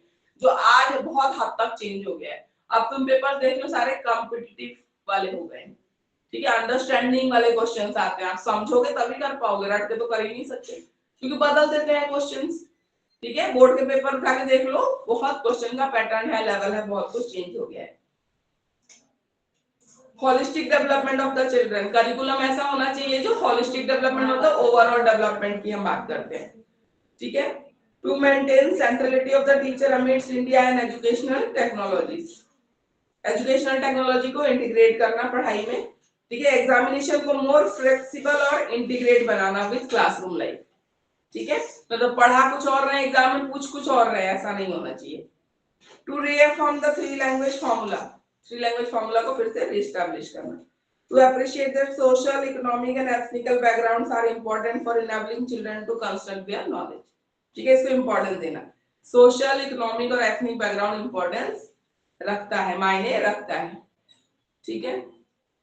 Formal curriculum with greatly enriched by setting with social learning, school में जो पढ़ा रहे हैं अगर साथ में, ठीक है, सोशल लर्निंग हो, बच्चा अगल बगल भी सीखे, पेरेंट्स से भी सीखे, तो वो ज्यादा अच्छा रहता है, बेनिफिशियल रहता है, ज्यादा आउटपुट रहता है उसका। Plural approaches of different aspects of teaching learning process would have to enhance creativity. Plural approaches, एक मेथड ना फॉलो करके अगर आप प्लूरल अप्रोच रखते हो, एक से ज्यादा, ठीक है, तो बच्चे की क्रिएटिविटी को बढ़ावा मिलता है। आप फिक्स मत कर दो, अगर आप मान लो कोई मॉडल बनाने को दिया है, तो बच्चे को पूरा मतलब फिक्स मत कर दो कि आपको यही मेथड, यही मॉडल बनाना है, यही चीजों का यूज करना है, ऐसे मत करो, प्लूरल अप्रोच रखो ना। बाकी कुछ अगर बच्चा नया करके लाता है तो वो उसको एक्सेप्ट करने के लिए ओपन हैंडेडली, ठीक है, रेडी रहो कि बच्चा कुछ अलग भी तरीके से हो सकता है, उसकी क्रिएटिविटी हो, तो उसको बंद मत करो, ठीक है, उसको खत्म मत कर दो कि नहीं आपको ऐसे ही बनाना है जैसे मैंने बना के दिखाया है, ये मत करो, ठीक है। Make connection across different discipline, ये मैं बार बार आपको बोल रही हूँ कि एक सब्जेक्ट को दूसरे से लिंक करके पढ़ाना, ठीक है, तब से बोला जा रहा है। अभी नेशनल एजुकेशन पॉलिसी जो 2020 है, इसमें भी ये चीज ना बहुत बार बोली जा रही है कि कुछ भी पढ़ाओ आप लिंक करके पढ़ाओ, लिंक करके पढ़ाओ। एनईपी में ये बहुत बोला जा रहा है, ठीक है, बार बार ये चीज बोली जा रही है कि एक सब्जेक्ट को दूसरे से लिंक करके पढ़ाओ, ठीक है। तो एनसीएफ आप फर्स्ट ईयर में भी पढ़ चुके हो, तो आई थिंक इतना बहुत है, इसके बाद आप अपने आप कर सकते हो। मेरिट्स और लिमिटेशन से ये भी आप फर्स्ट ईयर में कर चुके हो, ठीक है। एनसीएफ मेरिट्स लिमिटेशंस वगैरह अपने आप कर लेना, ऑनलाइन स्टूडेंट्स कर लेना बेटा, ये फर्स्ट ईयर में भी पढ़ा चुकी हूँ मैं एनसीएफ, ठीक है, कर लोगे? Yes, ma'am. Revise Bloom taxonomy है, देख लीजिए पहले उनका है या नहीं है, जो उनका होगा फिर कॉमन में वही होगा लागू।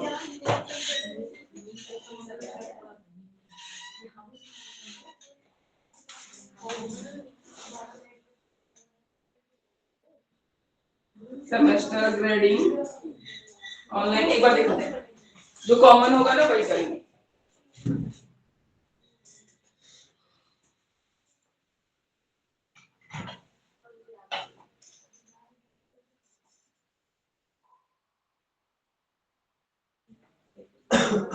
तुम्हारा रिवाइज ब्लूम टैक्सोनॉमी है ना, इनका रिवाइज दिया है, रिवाइज ब्लूम टैक्सोनॉमी, ये बड़ा टॉपिक है लेकिन अभी स्टार्ट नहीं करूंगी, ये खत्म ही नहीं हो पाएगा, 15 मिनट है और ये बहुत इंपॉर्टेंट है, ये बार बार आता रहता है।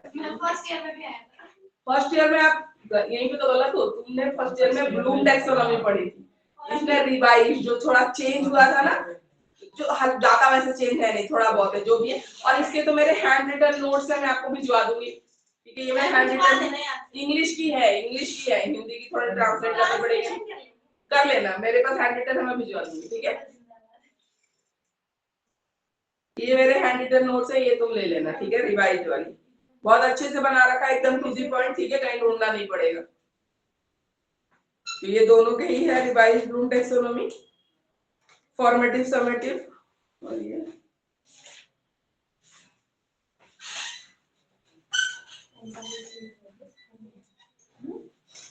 Diagnostic of learning difficulties.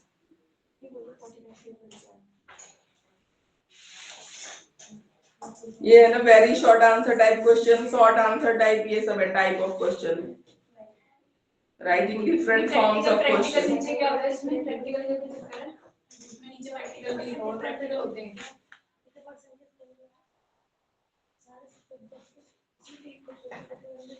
ये सब फाइलों में ही आपके इंक्लूड रहता है, उसी में इंक्लूड रहता है प्रैक्टिकल। तो डिफरेंट टाइप्स ऑफ क्वेश्चन होंगे, diagnostic test, kind of task, project असाइज, need for CC, portfolio assessment.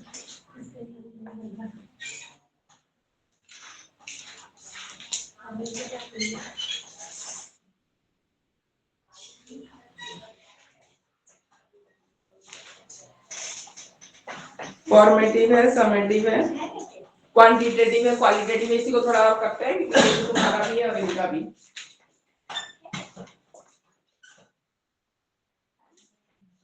इसके बाद देखो यूनिट 2 देखो, हाँ रिवाइज ब्लूम टैक्सोनॉमी मैंने बोला ना 15 मिनट में होगा ही, इसको नेक्स्ट क्लास में करेंगे, एक टॉपिक रह गया, teacher as a facilitator in assessment for learning, ये कर लो, ये केयूके का भी है, टीचर, ये शायद तुम्हारे फर्स्ट पेपर में था, teachers role in assessment learning, same ही होते हैं, पेपर इधर उधर होता है, का भी देख लिया, उसमें भी ऑलमोस्ट सारा सेम ही होता है, कुछ नहीं है। हाँ लेकिन इस पेपर का उठा के उधर कर देते हैं, उस पेपर का उधर कर देते हैं, तो बच्चे इसलिए कंफ्यूज हो जाते हैं, ठीक है। केयूके का थोड़ा सा ये है। रिवाइज ब्लूम टैक्सोनॉमी आपके नोट्स भी हैं, वो भी मिल जाएंगे और मैं करवा भी दूंगी नेक्स्ट क्लास में, अभी नहीं स्टार्ट कर रहे क्योंकि इतना है नहीं टाइम, आगे पे अटक जाएगा फिर वो। टीचर एज अ फैसिलिटेटर,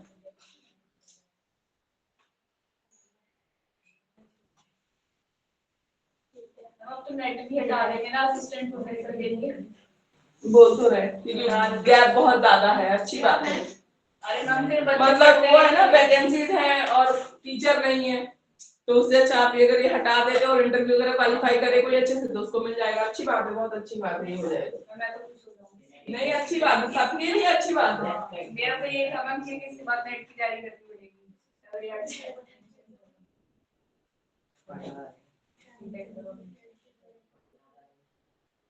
इसके बाद कहाँ, अगर आप एजुकेशन में करना चाहते हो तो फिर तो आपको एमएड भी चाहिए, मास्टर्स तो चाहिए। हाँ, अगर पीजी ऑलरेडी किसी सब्जेक्ट में कर रखा है तो एजुकेशन में कोई करना चाहता है तो फिर बीएड के बाद फिर एमएड भी चाहिए आपको, ठीक है। Teacher as a facilitator in assessment for learning, अभी हो भी जाएगा 4-5 चीजें।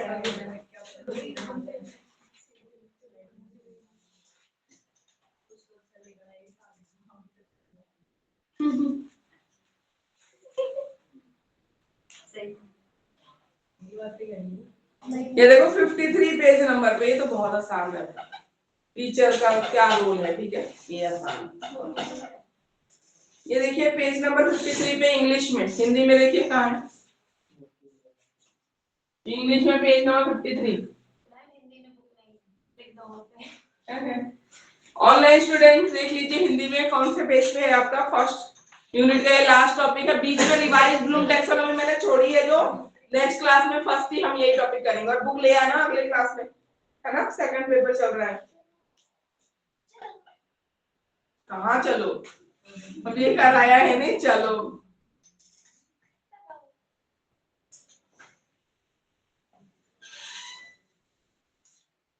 मैम यहाँ से आप डायरेक्ट घर जाते होगे या कहीं और लेक्चर देंगे? यहाँ से तो नहीं, अभी यहाँ से तो घर ही, ठीक है, ठीक है। घर ही ठीक है। A rationale for undertaking a particular assessment of learning at a particular point in time. Particular assessment लेते हो particular time पे आपका फिक्स रहता है ना कब लेना है, तो टीचर का रोल है डिसाइड करना। Clear description of the intended learning. जो भी आप चाहते हो बच्चा सीखे उसका clear description बच्चे के पास होना चाहिए, ठीक है। Processes that make it possible for student to demonstrate their competence and skill. Assessment में हमेशा आप ऐसी चीजें इंक्लूड करो जो बच्चे की कॉम्पिटेंसी और स्किल को दिखा पाए। रटने वाले मेथड्स मत फॉलो करो कि बच्चा जो रटेगा जिसकी मार्किंग आपकी पावर ज्यादा होगी उसको अच्छे नंबर मिल रहे हैं, ठीक है।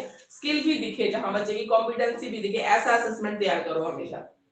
A range of alternative mechanism for assessing the same outcome. एक ही टेस्ट के लिए, ठीक है, आप तरीके हैं ऑल्टरनेटिव भी रखो, जैसे मैंने बोला ओरल के साथ रिटर्न, ठीक है। अगर रिटर्न में कोई अच्छा नहीं तो ओरल कर पाएगा, ओरल में कोई अच्छा नहीं तो रिटर्न कर पाएगा। एक ही हार्ड एंड फास्ट मेथड लेके मत चलो। Public and defensible reference points for making judgements, ठीक है। जो जजमेंट आप ले रहे हो किसी चीज के बारे में, अपने स्टूडेंट्स के बारे में, लर्नर के बारे में, ठीक है, रेफरेंस पॉइंट रखो डिफरेंट। पब्लिक भी रखो कि वो डील कैसे करता है बच्चों से, और बाकी चीजें भी आप लेके चलो, ठीक है, जजमेंट के लिए।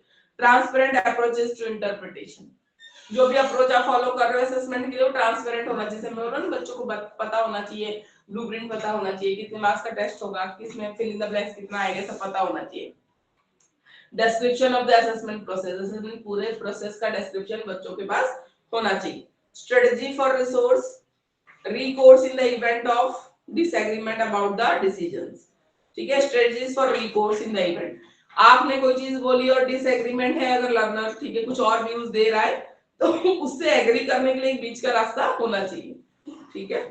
ऐसा नहीं होता कि मैंने जो कराया वही हमेशा सच होता है टीचर को, ठीक है, ये नहीं लगना चाहिए। हो सकता है आपके पॉइंट में मैं पढ़ा रही हूँ, ठीक है, आप अगर पहले से पढ़ के आते हो, कहीं से एक दो पॉइंट्स लाते हो ऐड करके, तो मैं ऐसे थोड़ी बोलूंगी नहीं आपका पॉइंट गलत है, ऐसे कैसे गलत है, ठीक है। अगर आप भी पढ़ के आए हो, कुछ टॉपिक के ऊपर रिसर्च करके आए हो तो अच्छी बात है, वेलकम, ठीक है, एक्सेप्ट करो, ऐड करो उस चीज को, उसमें कौन सी बड़ी बात होगी, ठीक है। Aligning instruction, identifying particular learning needs of student और ग्रुप, आपके स्टूडेंट लर्नर को अगर पर्टिकुलर कोई स्पेसिफिक नीड है लर्निंग में, ठीक है, जो उस बच्चे के लिए है, या दो चार बच्चे ऐसे हैं, ठीक है, जिनको उस चीज में दिक्कत है, तो उसको आइडेंटिफाई करना, पता लगाना। Selecting and adopting materials and resources, ठीक है, रिसोर्सेज का सिलेक्शन करना कि कैसे पढ़ाओगे, आप मॉडल से पढ़ाओगे, चार्ट से पढ़ाओगे, ठीक है, उसको सिलेक्ट करना और उसको अडॉप्ट करना। Creating differentiated teaching strategies and learning opportunities for helping individual student move forward in their learning, ठीक है। टीचिंग स्ट्रेटजी डिसाइड करना, ठीक है, इस तरीके का जो बच्चे पीछे रह गए हैं ना वो भी आगे आ सके, ठीक है। Providing immediate feedback and direction to student, बच्चों को इमीडिएट फीडबैक, और फीडबैक तो बहुत ज्यादा जरूरी है। बोला टेस्ट ले लिया आपने, फॉर्मेटिव असेसमेंट में ही आता है, हाँ, ठीक है, फीडबैक और वैसे भी सबमिटिंग में भी तो फीडबैक तुम दे रहे हो, अगर रिजल्ट की फॉर्म में दे रहे हो, फीडबैक तो मिल नहीं रहा है बच्चे को, ठीक है। हाँ इमीडिएट तो क्लासरूम इंटरेक्शन का बोल रहे हैं कि बच्चे ने जहां गलत किया वहीं स्टॉप करो, वहीं पे आप बता दो, ठीक है। Model and teach the skills of self assessment, self assessment सिखाना जरूरी है। छोटे छोटे बच्चों को बोलते हैं ना बेटा अपने आप चेक करो और 10 में से नंबर लगा दो, ठीक है, ये तो सेल्फ असेसमेंट होता है। फिर पीयर असेसमेंट भी होता है, जब एक दूसरे के बच्चों को हम जो आंसर शीट होते हैं वो एक्सचेंज करवा के चेक करवा देते हैं, और ये सब टेक्निक्स लगानी पड़ती है टीचर को। टीचर अकेला कहाँ कहाँ करेगा, इतना बर्डन है आजकल, 5-5 6-6 क्लासेस दे देते हैं तो बहुत दिक्कत होती है। तो ये सब टेक्निक्स आपको यूज करने पड़ेंगे, सेल्फ असेसमेंट हो गया, पीयर असेसमेंट हो गया, तो ये सब करना पड़ता है, ठीक है। Guide students in setting their own goals and monitoring there progress towards them, बच्चों को अपना गोल सेट करने में टीचर हेल्प करता है, ये टीचर्स का रोल है। ऐसे क्वेश्चंस में ना कुछ नहीं होता, कुछ भी नहीं है, तुम अपने आप ही बना बना के लिख सकते हो और नंबर पूरे पूरे होते हैं, ठीक है। तो ये सब क्वेश्चन आसान होता है, लॉन्ग में, ये लॉन्ग में आता है, ठीक है। बस आपको हेडिंग याद होनी चाहिए, हेडिंग याद होनी चाहिए, एक्सप्लेनेशन अच्छे से करो, बहुत अच्छे से मार्क्स भी अच्छे मिल जाते हैं। Provide exemplars and models of good practice and quality work that reflect curriculum outcomes, ठीक है। मॉडल करके दिखाओ, टीचर अच्छा करके दिखाएगा तो बच्चे भी उसको फॉलो करेंगे। Work with student to develop clear criteria of good practice, अच्छी प्रैक्टिस किसको बोलते हैं ना, ये करके दिखाओ, बच्चों को ग्रुप में काम दो, समझाओ, बताओ, ठीक है। तो इस तरीके से guide students in developing internal feedback और सेल्फ मॉनिटरिंग मैकेनिज्म, बार बार बोल रहे हैं ना, सेल्फ असेसमेंट, सेल्फ मॉनिटरिंग, ठीक है।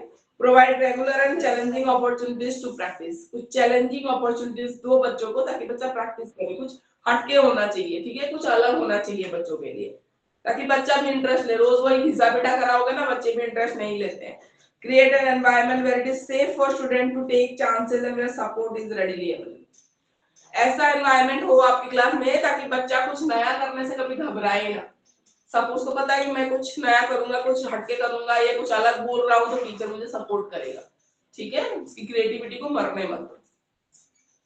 Duties of teacher and other practitioners in assessment, अब ड्यूटी क्या क्या है। Work collaborative to develop approaches to monitoring, self evaluation and improvement planning, ठीक है। ग्रुप में काम करो, सेल्फ मॉनिटरिंग कैसे करते हैं इसके लिए प्रैक्टिस करो, और इवैल्यूएशन के लिए अपनी तैयारी रखना। Engage regularly in collegiate working including by participating in local and national networking activities, local और नेशनल एक्टिविटीज में भी सेमिनार वगैरह बाकी सब भी अटेंड करना। टीचर को नई चीजों का पता होना, इवैल्यूएशन में जो नई टेक्निक्स आई हैं उनका पता होना। Work with colleagues to develop a shared understanding of standards and expectations through moderation activities which involve coherent planning, checking, sampling, review. मतलब टीचर है वो अपने स्टाफ के साथ, कोलीग के साथ बैठ के मीटिंग करे, प्लानिंग करे, ताकि जो इवैल्यूएशन का प्रोसेस है, असेसमेंट का प्रोसेस है, वो ज्यादा अच्छा और स्मूथली चल सके।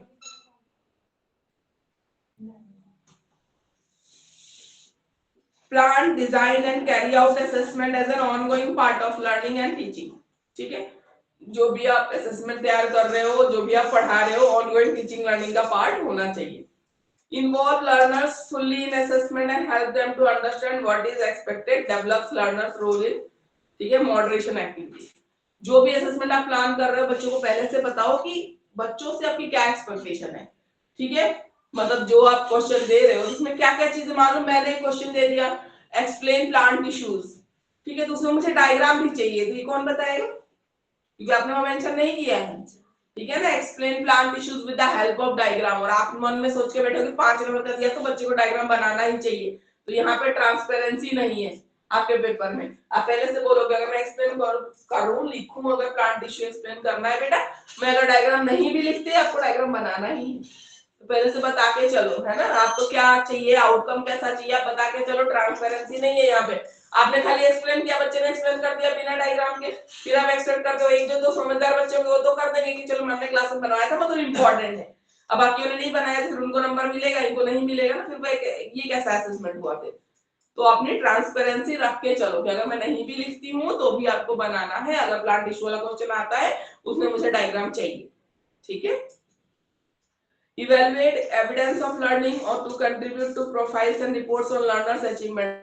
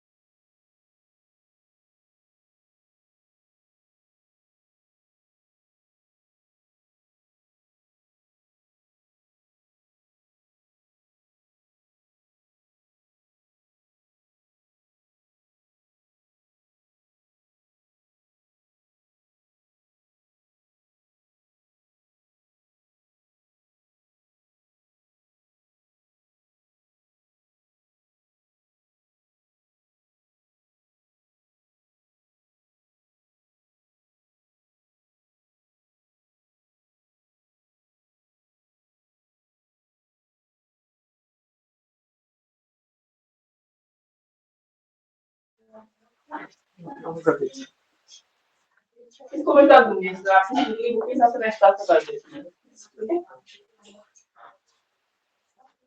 एक बार मुझे याद दिला देना, ठीक है, एंड में जब खत्म होने को होता है ना 10 मिनट पहले मैं एक्सप्लेन कर दूंगा। क्यों नहीं जा रही थी, अगर होगी तो ले जाना, नहीं होगी तो नहीं, ठीक है। तू जा रहा है क्या?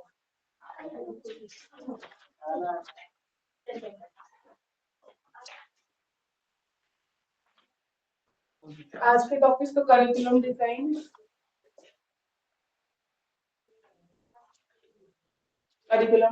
चेंज। अच्छा student, that's all for today. Any issues, कोई डाउट है आज की क्लास में आपको?